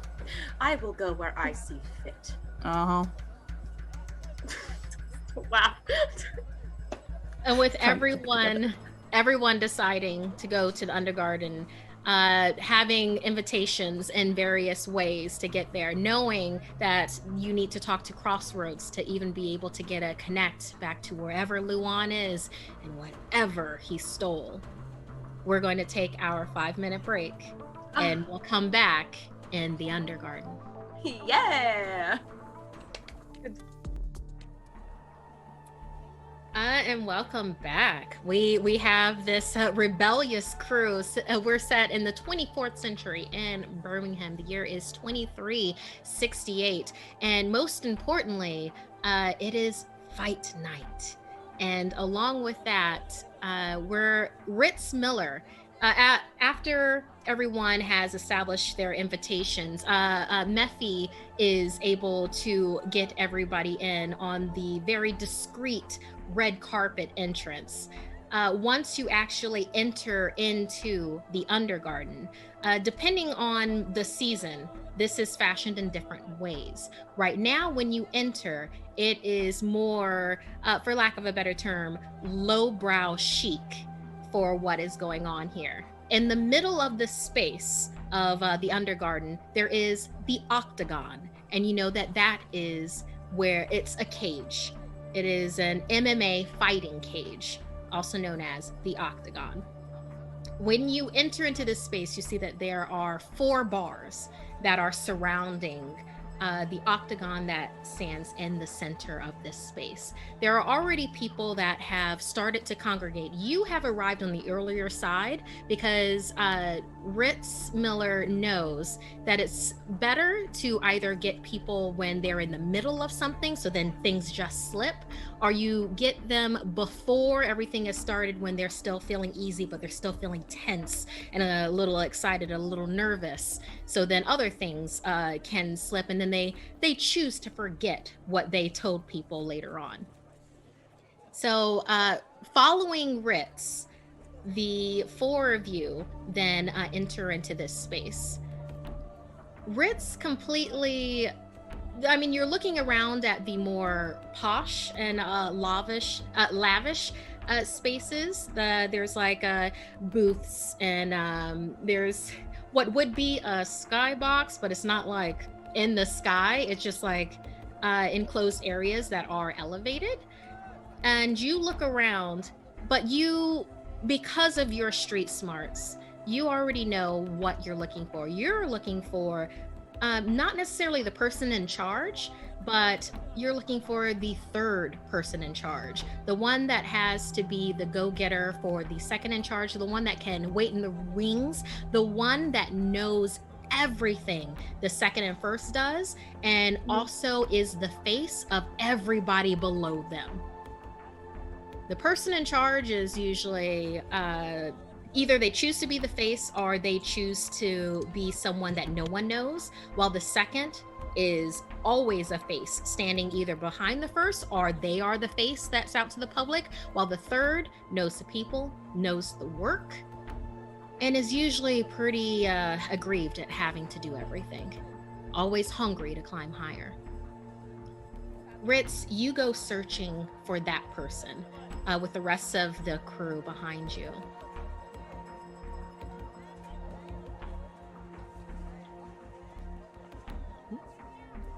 Ritz, you gonna introduce us? Where are we heading? We're looking for not the person in charge, but I'd definitely say probably the 3rd one, just because now's the best time to kind of hit them with the questions that we need answered, and hopefully they'll let a couple things slip and we'll be able to find Crossroads through that too. All right, I have a feeling we're gonna need some special access to go see Crossroads. You know how they keep them MMA fighters. Yeah, exactly. As you proceed through the space, you see a number of different people that have also arrived early. Just think of it like a background noise with the other people, just to set the tone of what you're walking into. You see high and lowbrow mixes here. Everyone who's here has gotten an invitation to be here, or they knew someone, or they were born into a family that knows when the Undergarden has events.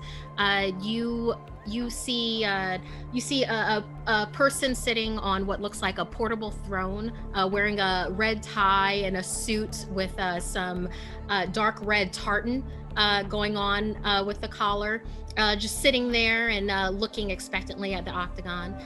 You look further, you see it looks, you recognize them, but you're not quite able to place their names. It looks like three people that you know is some sort of musical group. You just can't put your name on. It's like Galaxy's Destiny or something like that. And they're there. All of them are wearing their signature purple. You see that they are there. As you continue looking forward, then you see someone with a clipboard looking around. And by clipboard, I mean as in clipboard sense for the 24th century, something minority. Like an iPad. Exactly, where they're like this. And you also see one of their eyes is colored, where it also looks like they are getting and reading information. In that way, they are to the back of the Octagon, away from the more public area. Mm-hmm. Would you approach that person? Yes, I'm gonna make my way towards that person. Okay. Moving past the throng, the person sitting on the portable throne, the looks like a women's band, maybe Galaxy's Destiny. I don't know. They're all in purple, but they look like they're a big deal. And you walk forward to this person. As you approach them, you see that they are feminine presenting. They have large afro puffs going on the sides of their head, darker skin color. The large afro puffs are a natural red, though, from what you can tell. Yeah. There's freckles going on top of the darker complexion, and they're looking around, and it almost looks like they are talking to themselves, but they're obviously talking to somebody else. Ritz, as you approach, you hear, "I didn't ask for that. I asked if we have anyone to replace them. You do not understand how important this is. You know what? I can't right now." And then they notice you walking up. What an amazing event! Yes. It's going to be, and you see them look at you and then clock the rest of your party. Their eyes linger more on Mephi. Tell me how each of you are dressed right now. How did you come to the Undergarden? I'm wearing a ratty trench coat. Yeah, my character's like, she hasn't changed much. She's got like black jeans on, like black skinny jeans with like combat boots, with literally a black turtleneck with like a short crop, like black leather, like biker kind of jacket over the top. Mama Sky would wear her normal getup, looks pretty much like what I'm wearing now, except what you can't see, which is what I don't have, is a smaller black corset with a high-low black skirt, very much like a Western madame put in the future, and then covered in moon jewelry, because why not?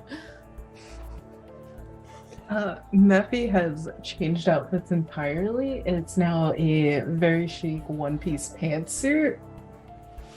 With a white shirt underneath, probably like black and teal, teal trim on it to match their hair. Like bright gold makeup and lipstick and everything.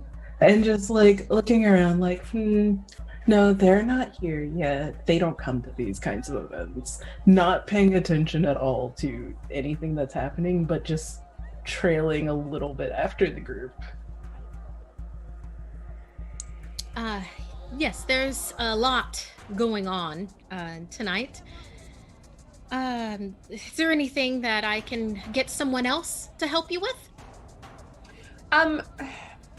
No, you actually might be able to help us. Like we came down here, we got these invites. Amazing event. So I wanted to, of course, Wonderful. congratulate you on putting it together. Everyone has gotten invites. There are bars that are just behind you that you can go to and enjoy the refreshment behind you. Somewhere else. I'm sure some type of entertainment will start soon. Red? Hopefully. My partner is trying to say we got some questions to ask you, and they are let's just say they are kind of sensitive topics. Sensitive topics? This isn't about one of the fighters that didn't make it tonight, is it? Yes, it is. I knew it. We know. We know. No, you can't. Oh no, it's not us. Ritz, I need for you to let's see how this is going to go. Let's do a diplomacy. In fact, you know what? Everybody's involved right now. You are around this person that you haven't. Is Mephi involved? Mephi, I feel Mephi. What is Mephi doing right now? Like, what is Mephi really up to? I'm trying to find a good spot to throw in a little bit of help. Okay. But very Mephi style help, so we'll see how this roll goes. Everyone's gonna do this roll. Okay. Then. Everyone's doing this. I need you to look under empathy and do diplomacy, please. Usually this is more for governmental matters, but I think it fits perfectly right now. So go ahead and roll diplomacy. This person is already frazzled. It has a target number. Yes. This person is already frazzled, but they still are not just going to let anybody in. So your target is going to be 9. Looking at for bonus dice for each of you, depending if you have equipment that helps with things relating to negotiation or reading people, if you have a background that goes in that, go ahead and pitch that to me. If you have something like that, and I can look at bonus dice for you. So my job is literally to talk to people and get information from them. Yes. Between like Ritz Miller and myself. Right. Okay, so for bonus dice for both of you then, yeah, this is literally where you live. Both of you do a bonus dice of a d6. Anybody else want to pitch thing? No luck dice with any of this, by the way. Mephi does have the invites from the royal family. That is very high status. And will absolutely try using them. Go ahead and give me a d6 for you also for your bonus dice. No luck dice. Does Mama want to do anything? I would like to offer my services for distracting the crowd since they're missing their main people. Like, kind of perceive the situation and offer a distraction through my ladies. I just gotta call them up. Mama, when you offer that, don't even roll. Okay. You don't even have to roll. That is an automatic success. Okay, let's see here. What did we get? I might have done it wrong because you said D6. I just tossed a 6 in there. And it might have just... I think it might have added it to... formatted weirdly, so I'm going to put the number 1 in there. We'll try that again. Let's see here. Yeah, because you rolled a 60, and on the 60... Yeah, so that's what ended up happening there. We're going to keep your ace, though, because I love that. So, Nero, we're going to keep your ace with this. Let's see, Miffy. Oh my gosh, Miffy, you got double aces. You got double aces with your roll and wow. And then Ritz, you also got underneath the target. Okay, this is happening. We are good at what we do. Yeah. Yes. Yeah. Okay. There is a unified front that happens with the four of you. You're around this person who they just she is frazzled and she's just trying to keep it together. Seeing the four of you, Nero, even with his trench coat, but it's just beaming out from his face. It's I'm a problem solver. I can make things work. You have Ritz, who wait, what did Ritz roll? Yes, Ritz, you rolled underneath that as well. You have Ritz, who already did the initial approach and just has a bearing of I can take anything. I've been through it and I can handle whatever. You have Mama Sky, who I'll come back to Mama Sky. And you have Miffy, who is so incredibly subtle. They actually take out a printed copy of the invitation that was electronic only, but they were able to get that printed, and who exactly invited them, and is lightly fanning herself with it. And Miffy, what were you going to say to add to? So I pull out this invitation. It's got nice holographic ink on it.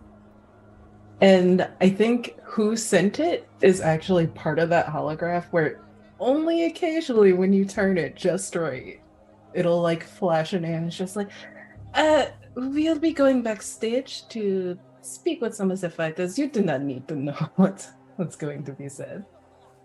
The Windsor crest, in a very subtle and tasteful holographic just one little corner, is flashing back and forth in the space where only this person can see.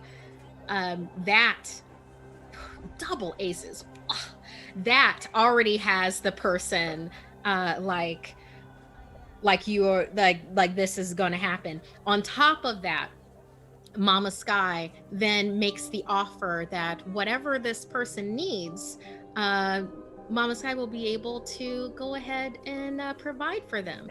And at that, you see the facade of I can handle anything. I've got this on lock. Just kind of her shoulders droop a little bit, and then she looks at you for real to real. 4 fighters didn't show up tonight, and I don't know what to do. I have to replace these fighters. I have sleeves ready for them to go. Literally, I'm sorry, who is it that you're trying to talk to? Crossroads. Literally, the only way that you can talk to Crossroads, and this is baked in their contract, I can't do anything to get you anywhere near them. You have to fight your way to them. Oh, that's no problem. We have to fight our way to them, or can I delegate people to do that?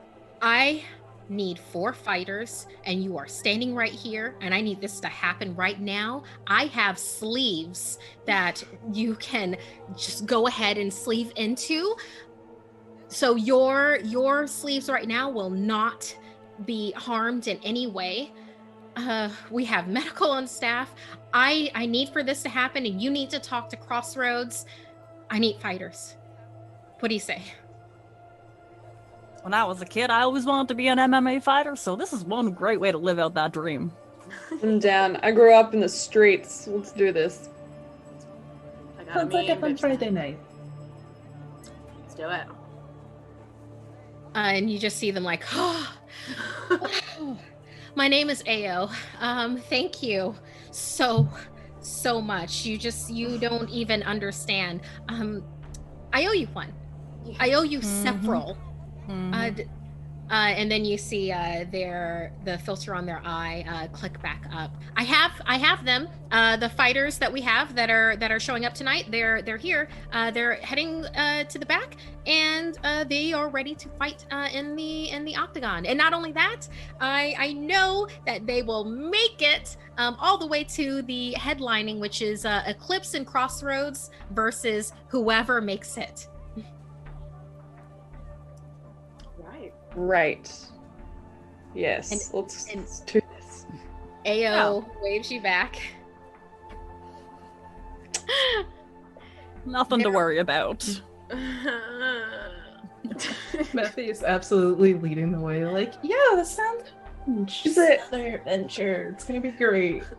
Is the fight stacked like level wise? Is it like, you know, the easiest person is first and then it goes up the chain, or is it like regardless intense?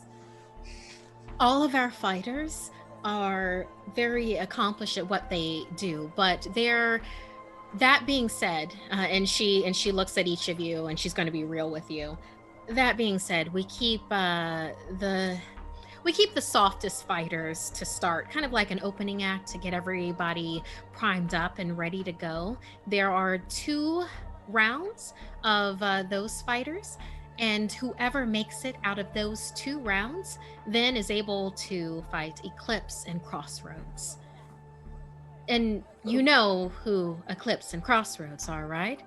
And AO looks around to everybody.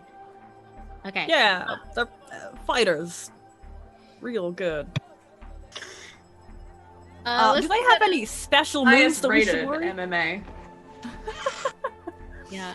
Real quick, AO, before you shuffle us off, are there any special moves that we should look out for? Like a quality uppercut or some kind of leg sweeping motion? Yeah, definitely. Eclipse is the submission expert. I mean, she's absolute murder off her back. And you think that you have her locked in. Her back is on the mat. You think that you've got this down to be able to get the tap out, and then that's when she really goes to work. Like, you don't want to get her down and on her back. It's better if you keep her at a distance, and if you knock her out whenever possible. Don't let her get a good hold on you. While with Crossroads never does submissions. She believes in more of a thing of person on person. Let's see who is the toughest out of either of us. In fact, we literally call her, besides Crossroads, the tough. I mean, the tough, they believe in having face-to-face confrontation. The 2 of them are the headliners of tonight just for the draw. That can't happen anywhere else except for tonight in the Undergarden. All right. Well, thank you for your help, and I hope that we can use this to our advantage. I'm sure that you can. I hope you make it. And if there's anything else that I can help you with, amazing. But I really do have to get back to everything else that I'm doing. So if you want to lay down in these pods, and you see that there are 4 pods that are available to house and comfortably nestle your current sleeves while you are then transferred into your fight sleeves, you can. Well, good luck, y'all. So this would, I think, would this be everyone constantly re-sleeps and everything, but if you're in your your original birth body, would this take any toll on me due to the fact that it would be like my first re-sleeve / sleeving in general? Yes. So with Ritz Miller being in their birth sleeve, and this being the first possibility of them being sleeved into, and keep in mind that these are synthetic sleeves. These are these weren't born or grown or hybridized or anything else like that. They're closer to low quality battle sleeves. And in fact, if you look in Roll20 right now, you'll see demo next to your character name. That is the stats for your fighting sleeve. You can choose to fight in your own body. That is a choice. I will say for anybody who this is their birth sleeve going into a synthetic body, your difficulty will be set like your target. To translate that in, I am going to set your difficulty higher with like combat. Just for I'm sorry, lower, because you want to do lower, just for the simple fact that this will be your first time in a sleeve that is not homegrown. Yeah, okay. It's like riding a bike. It's okay. Just trust the skin. So I might just... Are there any weapons or is it just MMA? AO is still standing. AO is still standing right there. Oh, this isn't a death match or anything like that. Okay, That's good. not how we deal. If it really appears that you're having trouble, if you make it to Eclipse and Crossroads, we can toss some melee weapons in to make it fun for the crowd, but no one dies here. That's why we have these sleeves. We don't do real death. If you choose to use your own sleeve, then I mean, we're not responsible for medical bills or anything that has to do with the sleeve. That is your choice. We have waivers for you to sign if you want to do that. But as far as real death, that does not exist here. That is not how myself or the higher ups roll. Cool. In that case, I'm just gonna fight as I am. And AO is like nods, brings up a number of forms for you to then sign. How is everybody else with doing a battle sleeve as opposed to your own? Nero is already in the pod. Okay. He's ready. Methy is carefully folding up clothes, like making sure the undershirt looks very nice. Making sure that nothing gets like that weird kind of dampness to it from inside the pod. Like, Methy's probably done something at least like this before. Yeah, I feel like Mama's not in her original sleeve. I feel like she put on a new persona to take part in being this character that she is. So this is normal. She just goes crack, crack, and just lays into the pot. Yeah, and I just want to address this real quick, like just for the terminology for sleeving and in altered carbon, like what you were born with is your birth sleeve, and I understand how that can be a little bit jarring when it comes to thinking of that in this way. But with this, just something that I focus on with it is that the DHF is actually who you are. Like that is your personality, that is your experience, that is what makes its impact into the universe as it is, into society, into the universe. That is you are your DHF. Whatever cortical stack that exists in, whether it was the one that you were born in, whether it was one that you then needle cast it to across the universe into a natal sleeve, which is also a hybridization or a born sleeve, a body that is grown, whether it's that or whether you do a synthetic sleeve, the body that's grown, that's a natal sleeve, or whether it's a synthetic sleeve, you are still you. Those attributes do not change.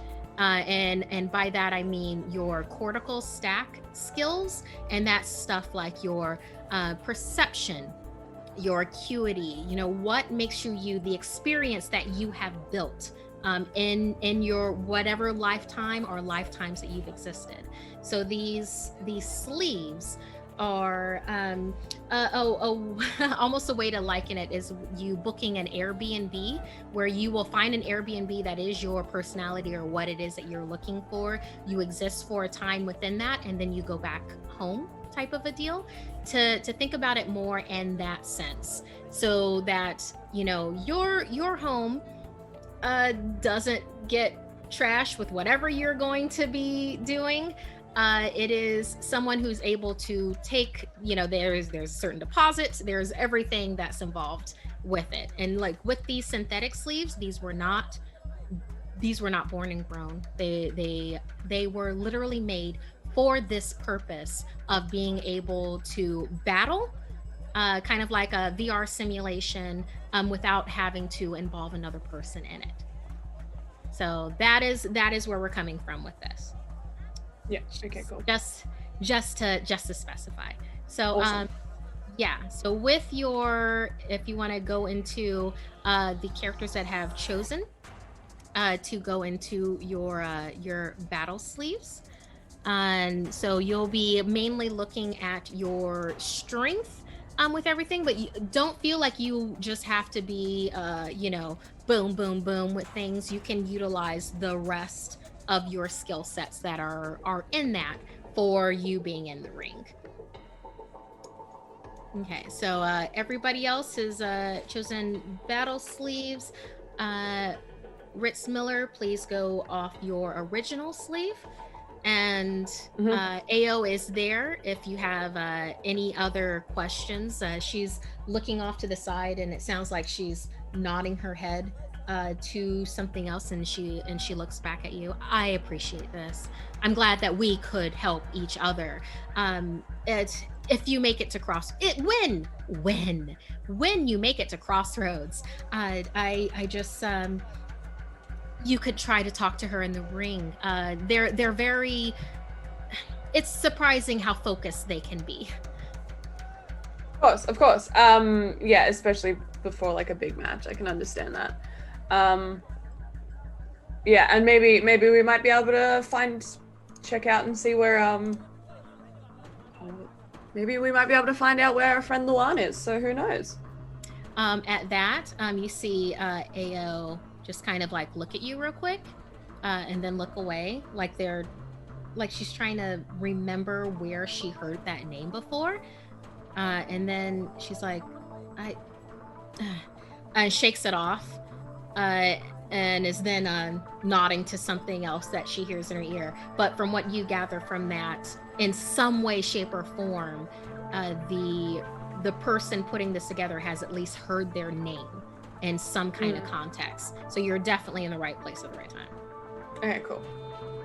Yeah, cool. I'm just gonna go and find a seat near the ring to get ready.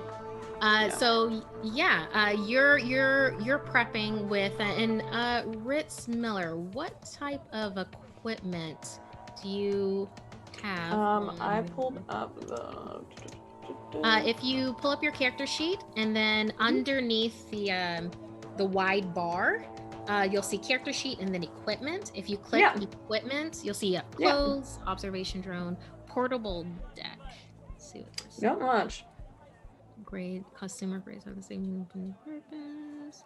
Oh, it's a processor. Okay, so let's see, clothing.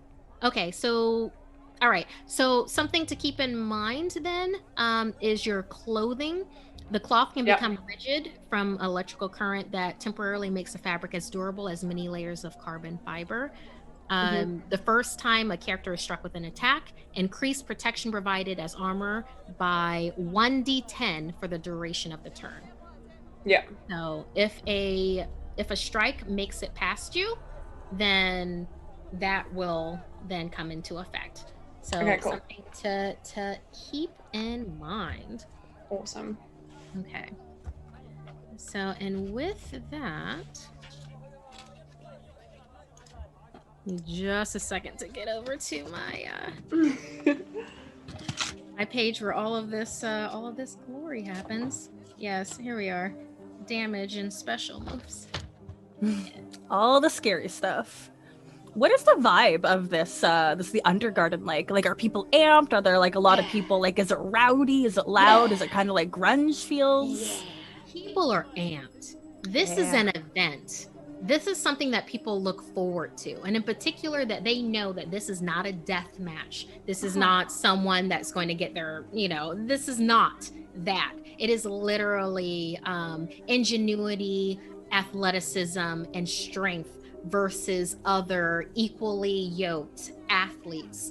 This is what people come for. It's like, this is the realest of the real. This is the Undergarden, and the garden is all about real life simulation.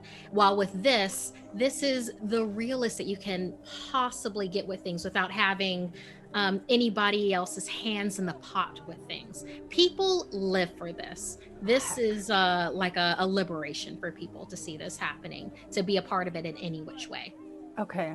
A lot of euphoria, a lot of feelings, a lot of passion tonight. Yeah, exactly. Excellent.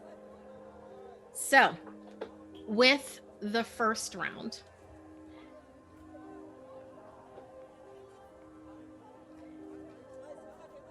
the four of you are standing outside of the Octagon in the athletes area. Looking around, you see that there are others that are just as hyped as the crowd is outside. Some are more calm. All of them appear to be athletes in every sense of the term. These are people that they either have the mindset of it, and you can tell from the way that they move, or it is that they are literally choosing to battle in their actual sleeves and have decided not to do the synthetic sleeve for this. And no matter what, you know that the athletes that are gathered here, some are just here to support others, and others are just raring to get into the ring. You see 4 fighters that are standing close to the Octagon.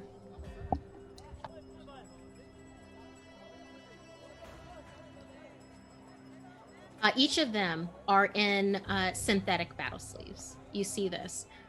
Looking over at them, you can easily surmise that this is round 1. These are the round 1 warriors, athletes that you're about to fight.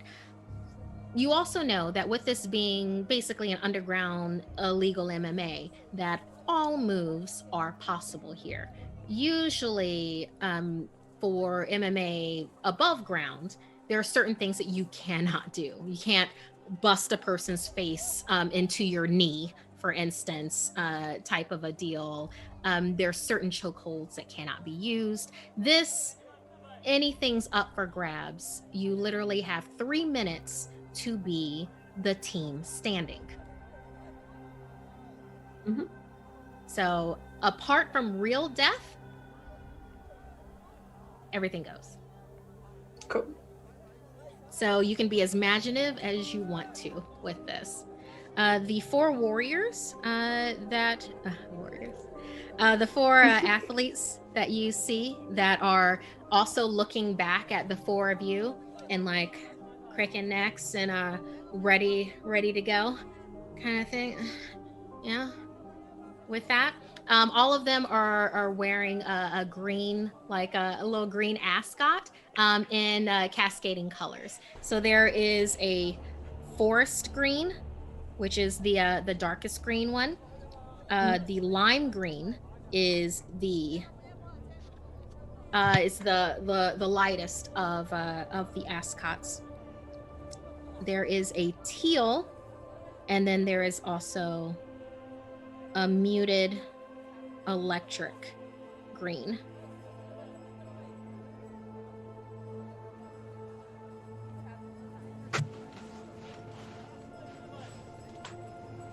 What color ascot would your team like to have?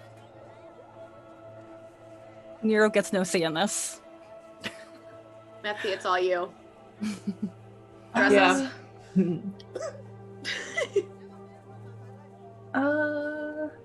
Let's go with a classic like set of blues.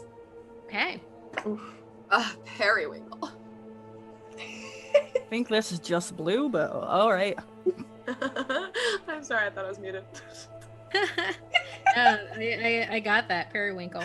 I'm not mad about it. No, it's good. And others? Do you have a particular blue that you'd like to?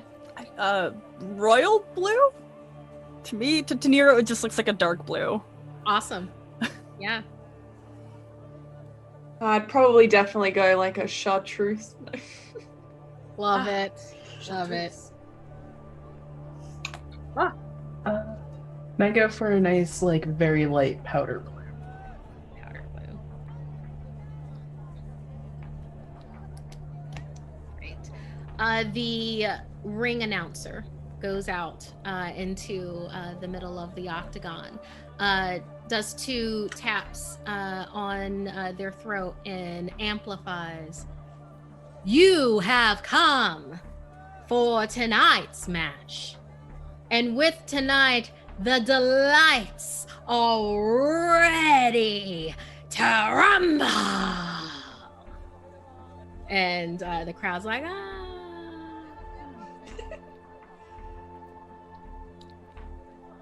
We have gotten the best athletes that exist anywhere, and they have decided to fight for the top right tonight. There are 3 rounds. Our first round coming out now. Make your wagers while you can. Even the fighters wager tonight. And at that, you have someone that steps out real quick next to you. They're looking around to all the fighters, but they're paying attention to the round 1 fighters. Well, does anyone want to do a wager real quick for this fight? Either and they look at their iPad. Either the greens or the blues. Would anyone like to put money down? Yeah. Yeah.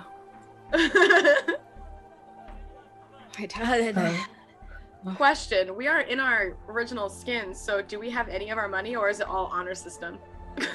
Because your DHFs are now logged as you being these fighters, you have access to your funds to be able to make wagers with this. Whoa, that's really nifty. DHF. What's like an average bet you would say in this futuristic time for like a whoa, that's a good bet, but not like too high that it'll bankrupt everybody. Round 1 is how can I say this in a nice way? It's the soft round. So no one actually does really big bets off of this. I mean, I guess I could. Are you betting on yourself, or are you betting for the other team? I would never bet against myself. I'll give you 3-1. I would never bet against myself. Then I'll give you 2-1. Works for me. I'll take the 2-1. All right. Anybody else taking that bet? I think Nero does like inventory of like all the money he has, and he's like, ah, shit, no, I can't afford this. Mephi puts down 2 bets, 1 for, 1 against. So you all. Yeah. That's how Mephi rolls. I love it. Okay. Excellent. And then you see the bookie just kind of like duck down and go around to other. The octagon opens for you. The crowd. You have 3 minutes with these other 4 warriors, these other 4 athletes that are determined to make it through the 3 rounds to be, the 2 rounds to be able to go up against Eclipse and Crossroads, who are the arguably first and second top rated in the MMA circuit above ground. So for this, as you are standing in the octagon, the crowd is going wild around you. We are going to go ahead and roll initiative. So with this, you're going to look at your perception whatever your first number of perception is, that is how many speed dice that you'll be rolling. With that, let's see where I can. Yeah, that's how many speed dice that you'll be rolling. With that, you will then be able to determine who you can resolve your speed dice any way that you want. For instance, let's say that you had 3 speed dice, and with that, depending on how you rolled with those 3 dice, you can choose to go earlier or later within the round, and the round actually ends when everybody's speed dice is actually utilized. That's Where really do we cool. find speed dice? Where are these located? Yeah. Okay. So with your perception, I think most of your perceptions are 3s and 4s. Mine says 20.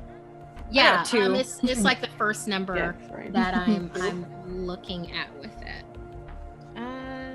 We're slow. It's okay. No, not at all. Because I'm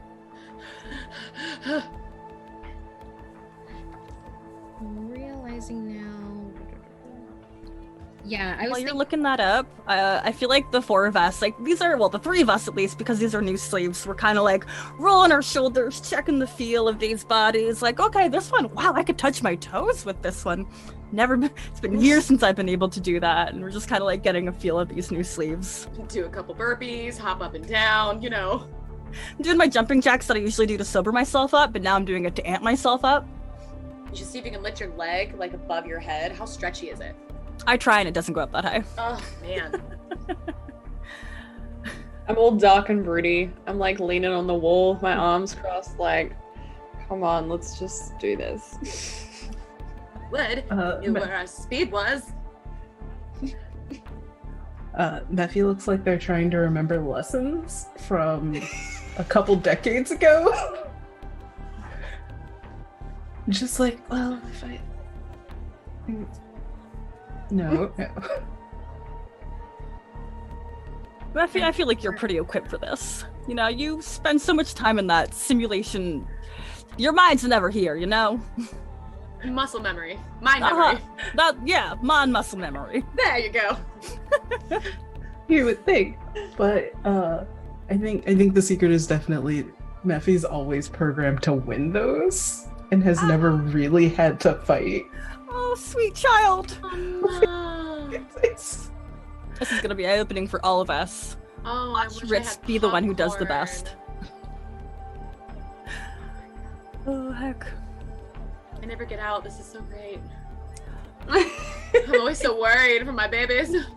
It'll be great until the fists start flying, but Oh, I you don't know. know. I've got some pent up aggression.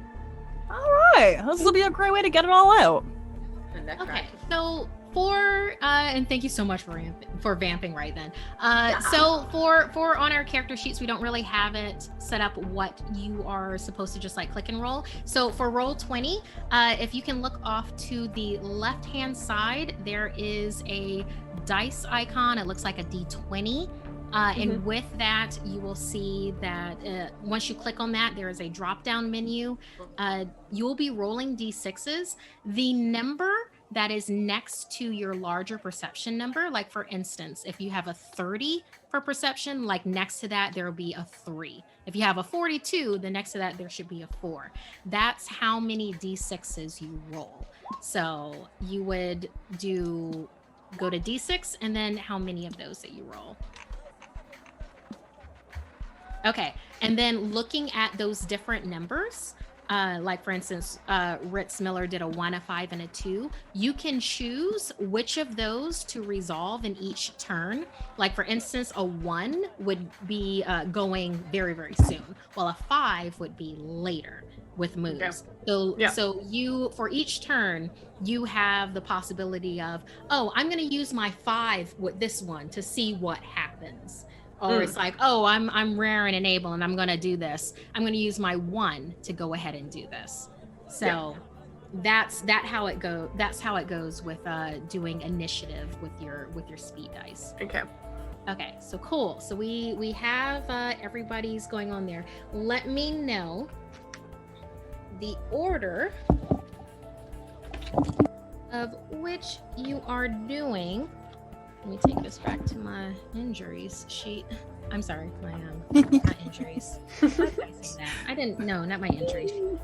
I didn't say that out loud. Yeah, we're not worried. Perfectly. Everything's gonna be fine. Everything's fine. The sweat is natural.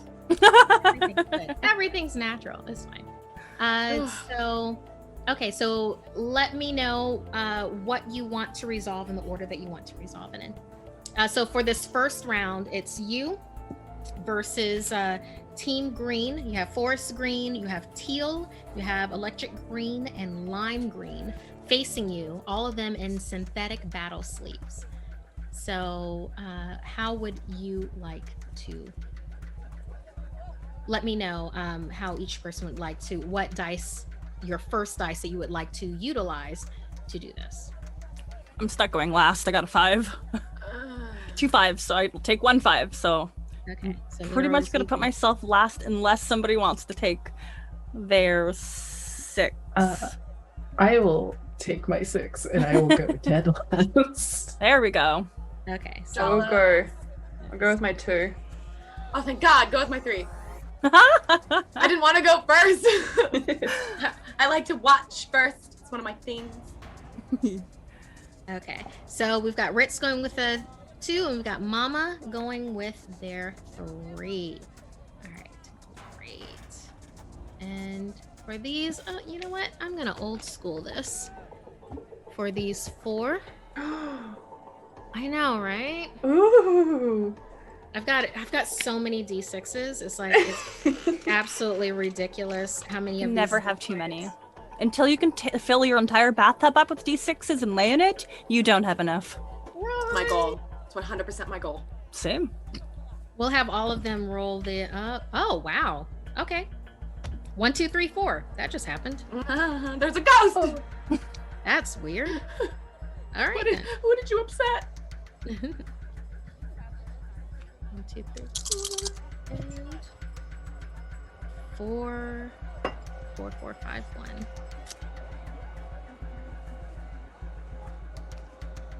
All right, that works for them.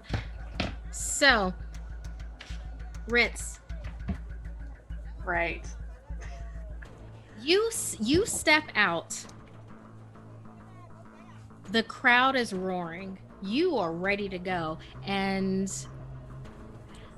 just as you are riling up, you're looking at the crowd. What is Ritz thinking right now while they're standing in the middle of the Octagon, while this crowd is going crazy, while you have your opponent that is standing across from you in their battle sleeve? You're in your normal body.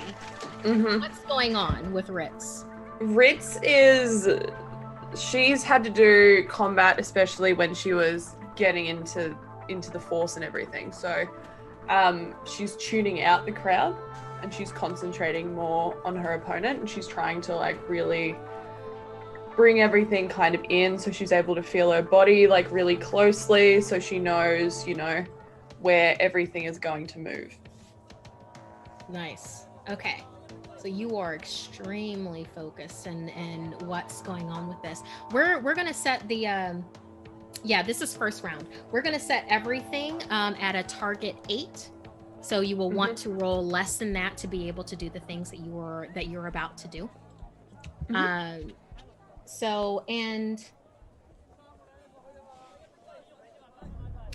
And since you chose to stay in your own body, I'm going to give you a bonus dice of a D8.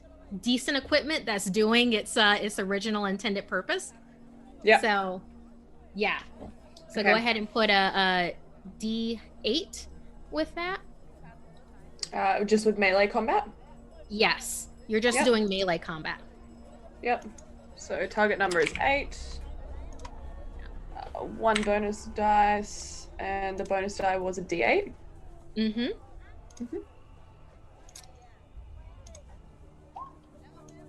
Very nice. Can you RP for a second? I'm sorry, I've got to.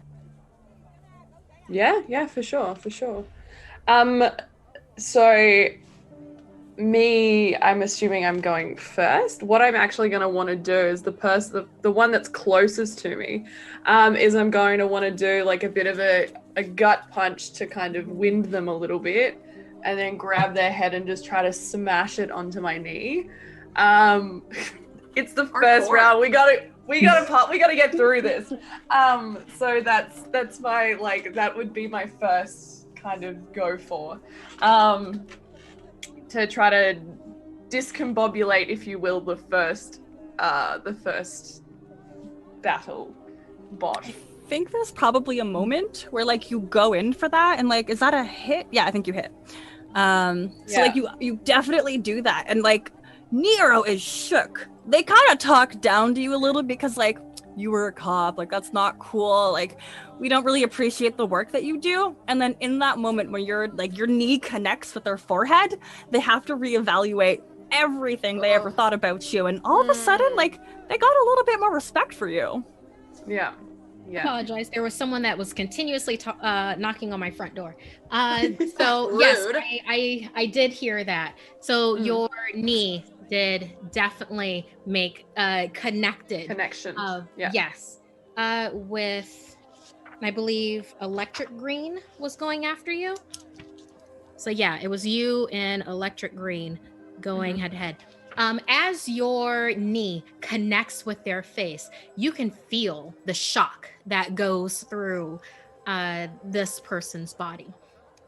With that shock, and yes, you did clock this point, they then wrap themselves around your leg and knock you down to the mat. They are going for a grapple hold for you. This is because on their brawl, they literally got an ace. That is the highest that you can, the lowest to get the best result that you possibly can get with this. So despite the fact that you did shock them and definitely, clock their bells with that hit, they are now going to go ahead and try to put you in a arm bar on the ground. So So for the next, we have, Mama. Yes, try. Mama. Yes. What can I do for you? I'm kidding. You've seen Ritz go after electric green. Forest Green is looking at you and starts running straight at you. Easy. I would like to lower myself to sweep under his leg to drop him down, hopefully to then get him on his stomach and me on top of him. Okay. You can either give me athletics or let's say brawl. You can give me either athletics or brawl with this. Which would you like to use? Let's do brawl because that sounds more like what Ritz did. So let's do that. Excellent.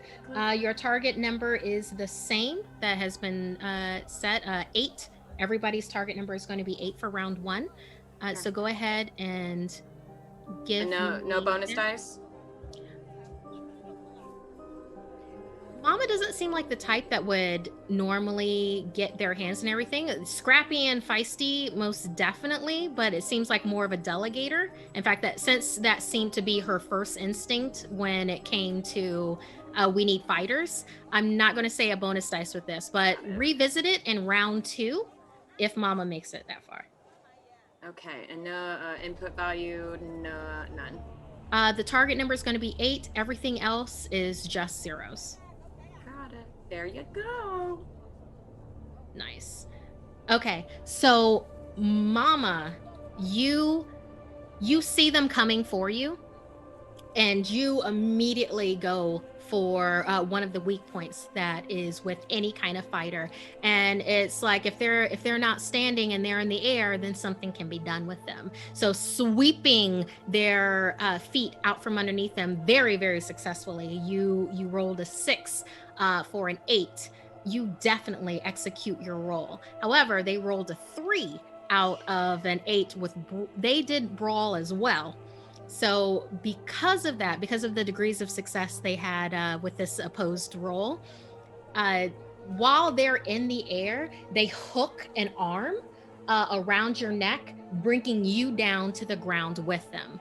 So both of you are now on the ground, and they have a hold on you. Don't like that.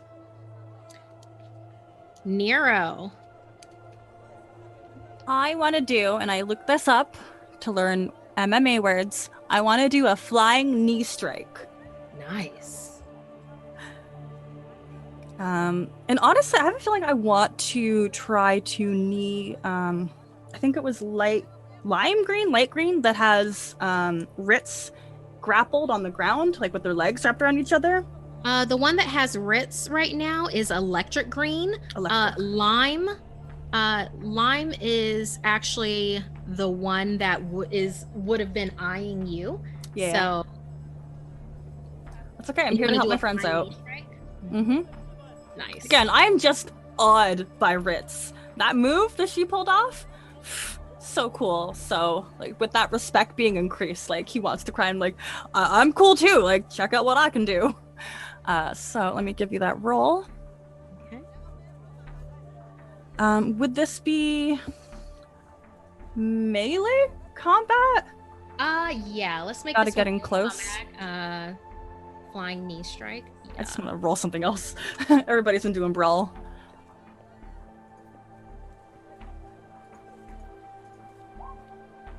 Oh, barely. Does it count when it hits? 8 on an 8?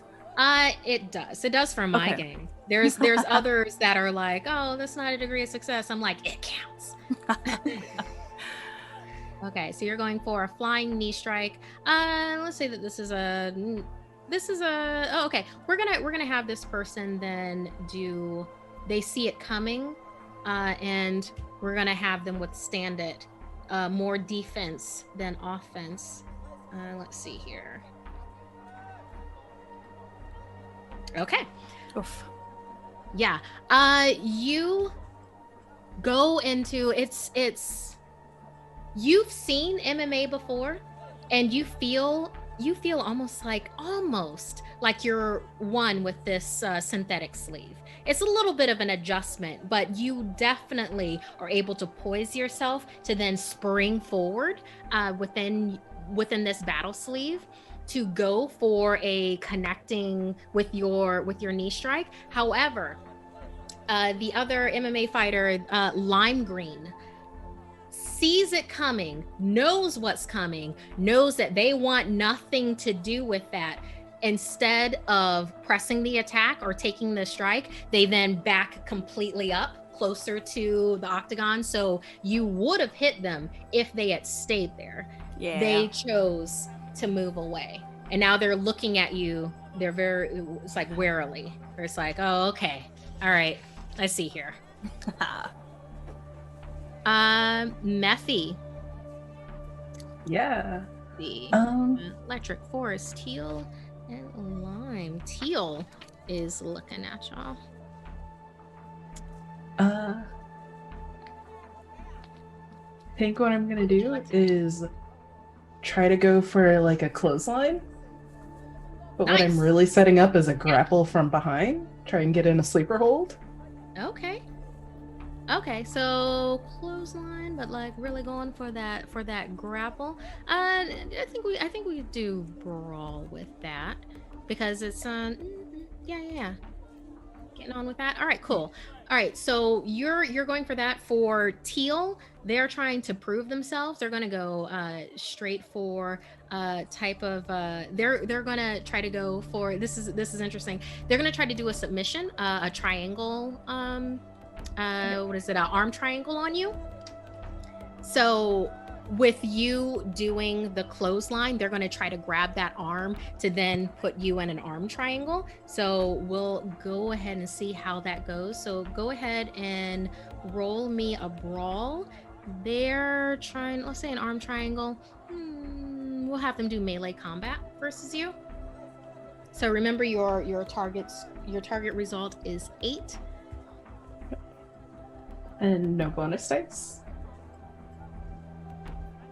We're gonna say with you didn't get your thrill kill VR simulation Okay. that you were all riled up to do, and it just never happened. But now you have this real life, drama and adventure happening for you right now. So we are going to go ahead and say, yeah, we'll give you a D8 bonus dice for this. So go ahead and roll that for me. And no luck. Got it. Oof. Okay. So at the very same time that Mephi is going for this clothesline, you have the other fighter going in for an arm triangle. You are literally evenly matched, evenly yoked, where neither actually has the upper hand, but both of you are close quarters. Like Teal literally looks at you, like their head whips around while they're trying to grapple this arm triangle that you're still like you have like strangled around them, and they're just looking at you like, you're not gonna win. I think Mephi in that moment just has this carefree little giggle and gives him just the tiniest peck on the cheek. Ooh, love it. What is the second dice that everybody is going to resolve? I got a 5 again, so I'm probably going last to second last. Okay, so we have Ritz doing, we have Ritz doing a 5. All right. Ritz is 1. 1. Mama's doing a 2. I'm sorry, Ritz, if you do a 1, you're going first. Okay, Ritz is doing a 1, is going first. I have Mama at a 2. Nero, what do I have you at? Mephi, you and I got the same number. What are you thinking? I Same could turn go order? first if you want, or Yeah, you go could for go. it. All right. Oh, let's switch it up. Okay, All right, so so it'll Mephi, be- what yeah. number are you doing? 5. You're doing your 5 is smaller numbers go sooner. 5 Yeah. would be okay. So you're doing a 5. Got it. Yeah, we both and then got Nero, 5. Also 5, but Yeah. got it. Thank you. So all right. So Ritz, even though your interaction with Electric Green happened, you now see Lime Green that had backed away from Nero, chose to look away from him and is looking straight at you. And they're going to make a run for you, and they're trying to do a flying tackle. So we're going to do an athletics for them. What is it? What is your intention? You are muted, Atlanta. Fine. So depending on whether or not I see it coming, what I was going to do is Electric Green still near me? Or off me completely now?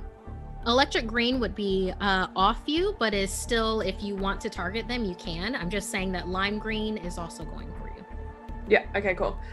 So what I will change then to do is, if Lime Green is going just for a tackle, what I want to do is kind of intercept their arm to lock their arm behind their back, to then trip them with my leg to push them to the ground, to let their face eat the dirt.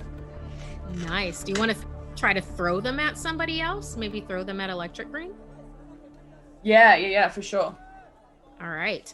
Let's make this an athletics then. Mm-hmm. I'm also going to have them do an athletics since they're doing basically a flying tackle at you. I'm not going to give them any kind of bonus dice or any kind of luck dice with it. You will still have the same amount with the same bonus dice that you had before. Remember, your target is 8. Yep.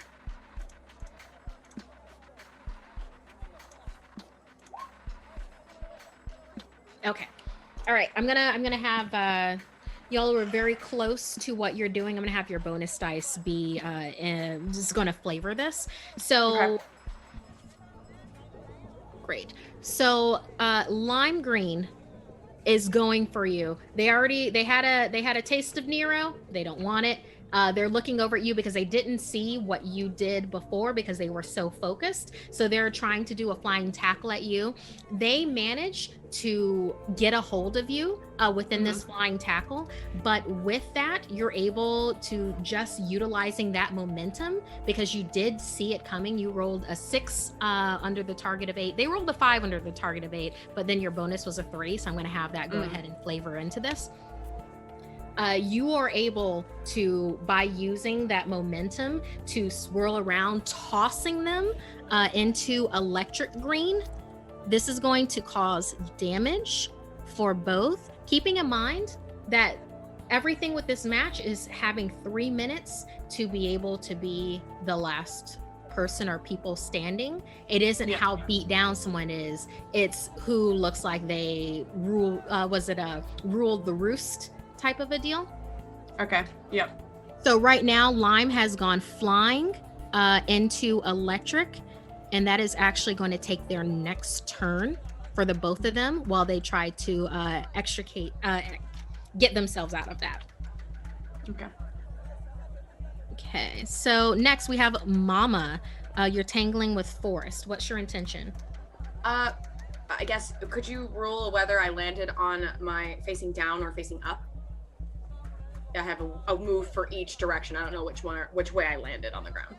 Okay. Let me see here. With yours, with a roll of 6, which is 2 degrees of success under the target, I'll let you go ahead and determine how you landed. Then. Okay. Then I would like to have flipped onto my back, knowing that I have definitely been in this position before and can handle myself with a swift kick up to the jaw, to push hopefully them into the direction of where the others are kind of falling on top of each other to make it like a pile.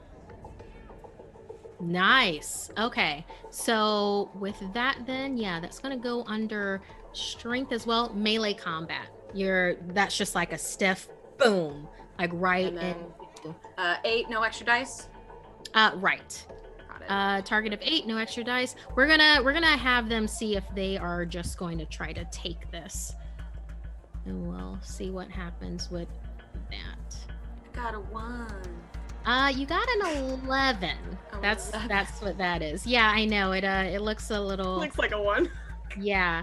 Okay. So, Mama, you clock them as they're coming in. You are about to do this really huge power kick.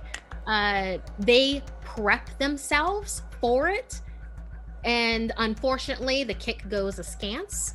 And your leg is off to the side, but they were just like so into the fact that they were about to get like kneed in the chin. They rolled a 3 under the target of 8. They would have been able to take the brunt of that attack, but since the attack didn't happen, they're just kind of standing like they're waiting for it. These legs are shorter than my regular legs. Methy. Okay. So you are like your arm is with Teal right now, and Teal is also staring at you. You just gave them a kiss on the cheek, discombobulating them. They're just like, there's no kissing in MMA. That's not entirely true. Just usually happens before the match. But what I'm gonna try and do is just like following along with that, just drag my fingertips down their arm, grab them at the wrist, and try to spin them down to the mat, hopefully catching them a little bit off guard. But it's very gentle with the trailing the hand down the arm. I like this a lot.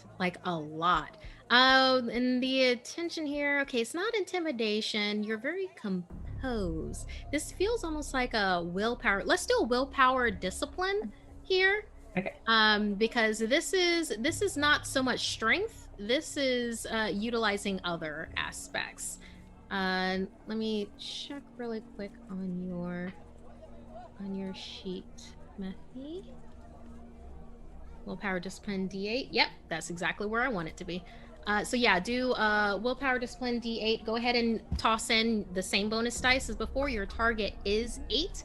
We are going to have this fighter do an endurance with nothing added into this to see how this works for them.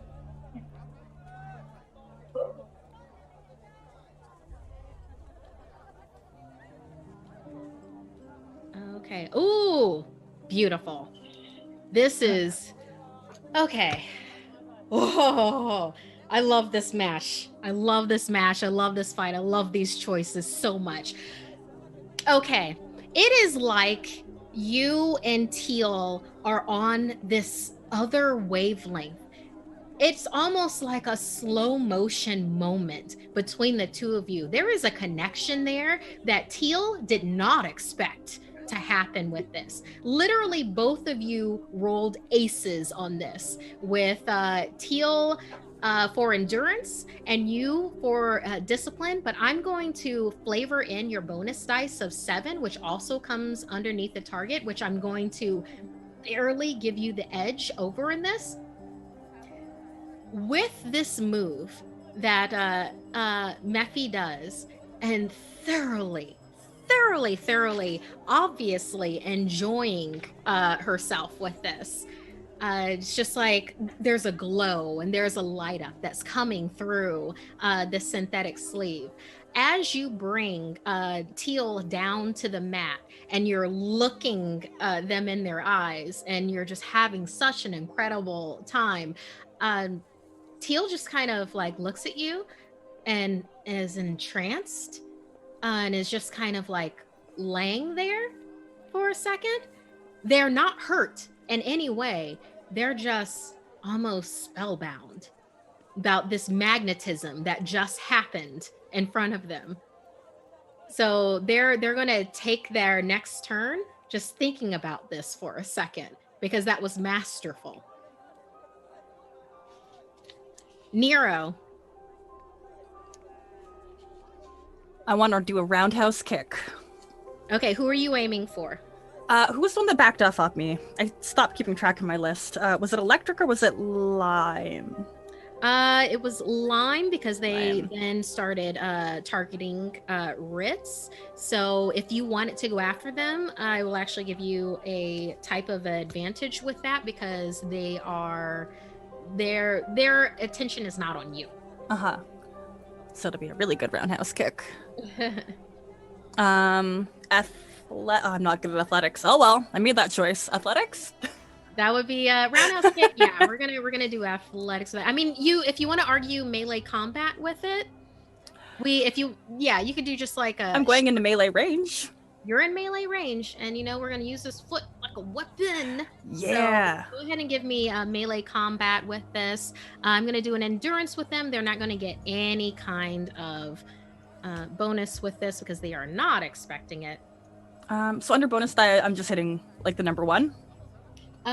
When you have number of bonus dice, do a 1. Okay. And that's how we're tracking advantage? And then when you have bonus, where it has the drop-down menu, I want you to do a D8 there. Haha, thank you. Yeah. That's what I messed up before. No problem.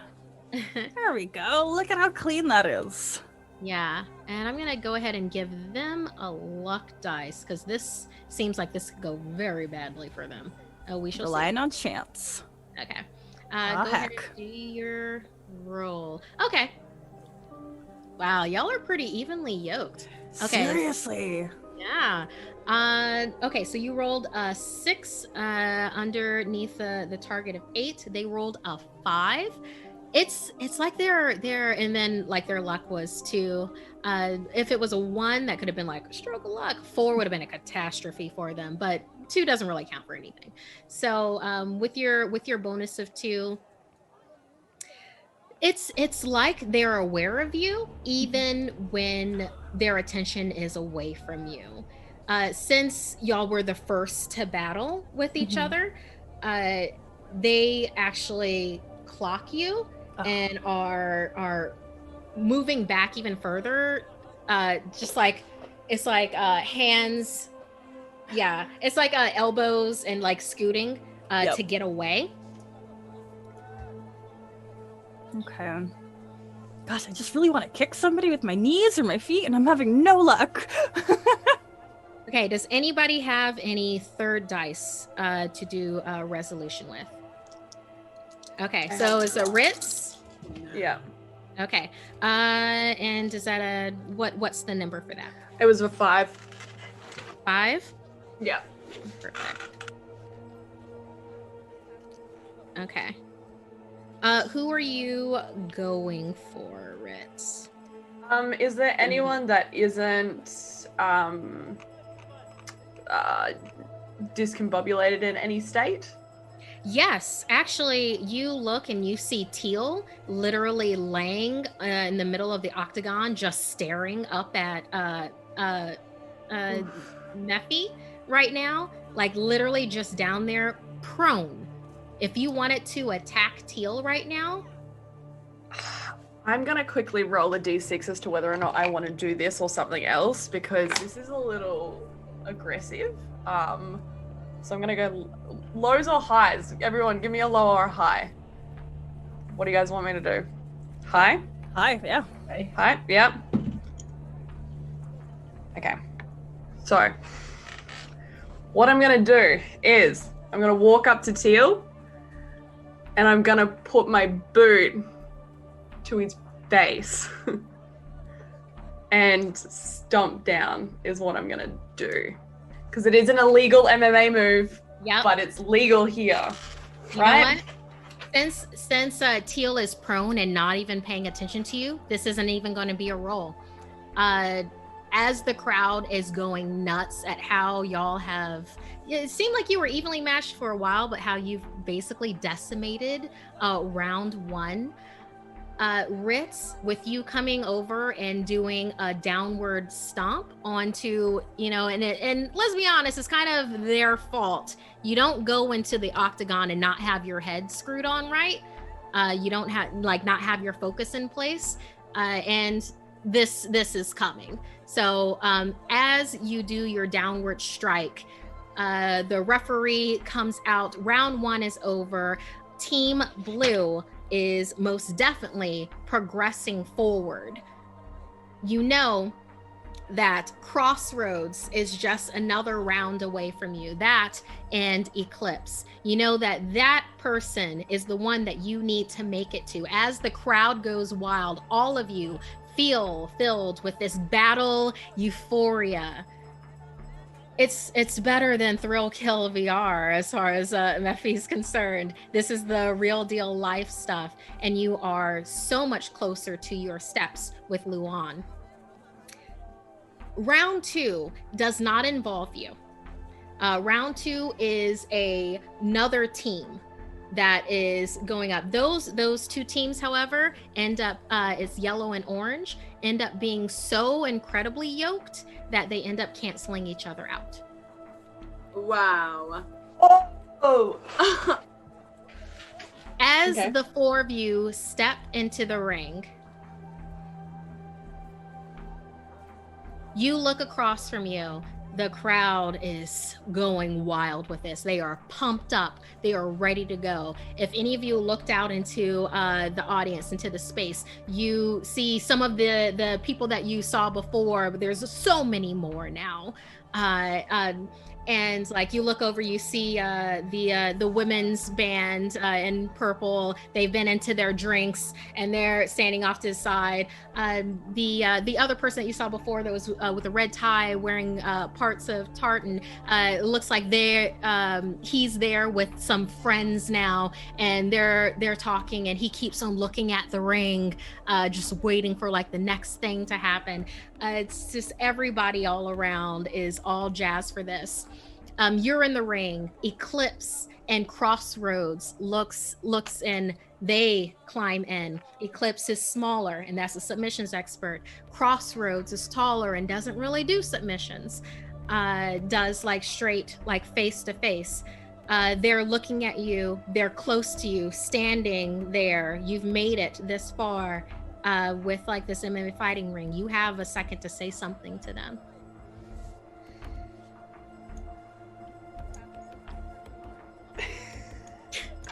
I mean, Nero would want to be immediately go into investigator mode, so he might not be the best person for a one-liner. I'm not doing well at this fighting thing. Where is Luan? Is what I'm gonna try to get out to Crossroad. Where can we find Luan? As soon as you say that, where's Luan? It's like a switch flips for Crossroads, where it goes from battle ready to literally scared. Oof. Scared, concerned, terrified. Even before the referee starts the fight, Crossroads lunges for you, Ritz, and puts you into a submission hold, which is what she never does. Looking at that, Eclipse grabs a hold of Mama Sky to try to put into a submission hold. Ritz, Crossroads has you in an armbar. The crowd is going wild. In your ear, terrified, you feel Crossroads go, I don't know where he is, and I'm so scared for him. I'm so scared. I've got 2 places you can look. He's either, Where are they? Yeah. He's either going to be at the fire station. Your contact there would be Mag Darvish. Either that, or he's in the canals. The person that you're looking for, ultimately looking for to be able to find him, is Nyx. You have to save Luan. I know that they have assassins after him because they want their fucking data. Don't trust the royal family. And as the crowd goes wild around you at the fact that Crossroads is doing a submission, and the fact that it's 4 against 2, and the fact that this is fight night in the Undergarden, we end our game.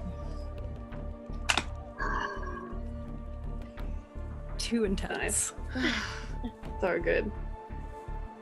Oh, poor Luan. Oh my gosh, the wrong people. Everyone. Okay, so real quick, go ahead and give your socials where people can go ahead and see you. We'll start off with Hobo, please. Hello. I am Freckled Hobo on all social medias, and when I say all social medias, I say all social medias. If you want to watch me on any other D&D streams, I have a Sundays game at 11 a.m. called Crown of Feywild, where I DM, and I also play at Dragons and Dreamers on Mondays at 8 p.m. all Pacific Standard Time. Excellent. Allie B, hit us up. Put yourself over. Hi, I'm Allie B. I have a very deep love of wrestling. I was gonna go for a Dojime chicken wing, but it didn't work out. Also the name of my iPad. Yeah. Where can I find you on social media? Yeah, I'm on most things as Madpierrot. That's MADPIERROT. On Twitch, I am Madpierrot TV. I'm not streaming terribly much, so I want to get back into it. Play some more Final Fantasy XIV, maybe some Apex. My life is a little bit too chaotic. And speaking of, it'll get more chaotic in about 2 weeks when I'm doing Flights of Foundry, talking about making tabletop mechanics for different RPGs, wrestling and how it can help you with storytelling.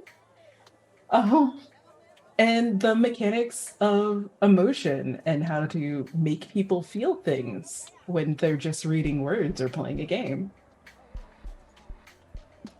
Yes. Yeah, and that's oh god, when is it? April 16th to the 18th. You can still register for some of those. Excellent. Yes, B Zelda, please put yourself over. Yeah, hello. I, as always, have been your busy bee. You can find me on Twitter as @B_Zelda. I am a podcaster, streamer, game designer, writer, all the fun things. Most notably, every other Monday, the Broadswords releases episodes wherever you listen to podcast. It's a D&D game. Tonight, about an hour after this game, I'm going to be on Nomedic's channel, where I play a little red panda bear who's either about to save all of her or all of their friends, or just have to get yeeted out into space. Who knows? On Wednesdays, I play on the Salty Sweet channel, where I am 100,000 bugs in the shape of a wallaby. Every other Friday, you can catch me on the Utopia channel, where I play, I think I'm an aquatic creature, but I have an octopus, and the octopus is everything to me. And then last but not least, starting Thursdays in 2 weeks, I will be on the Faeforge Academy playing some Dungeons & Dragons with a character that is yet to be revealed. Excellent. Lanta, go ahead. Let us know where to find you. Hello guys, I am Lanta from Level Up TTV. I also work for Level Up Dice. But this, I run Level Up TTV on Twitch here, so you guys can find us over there.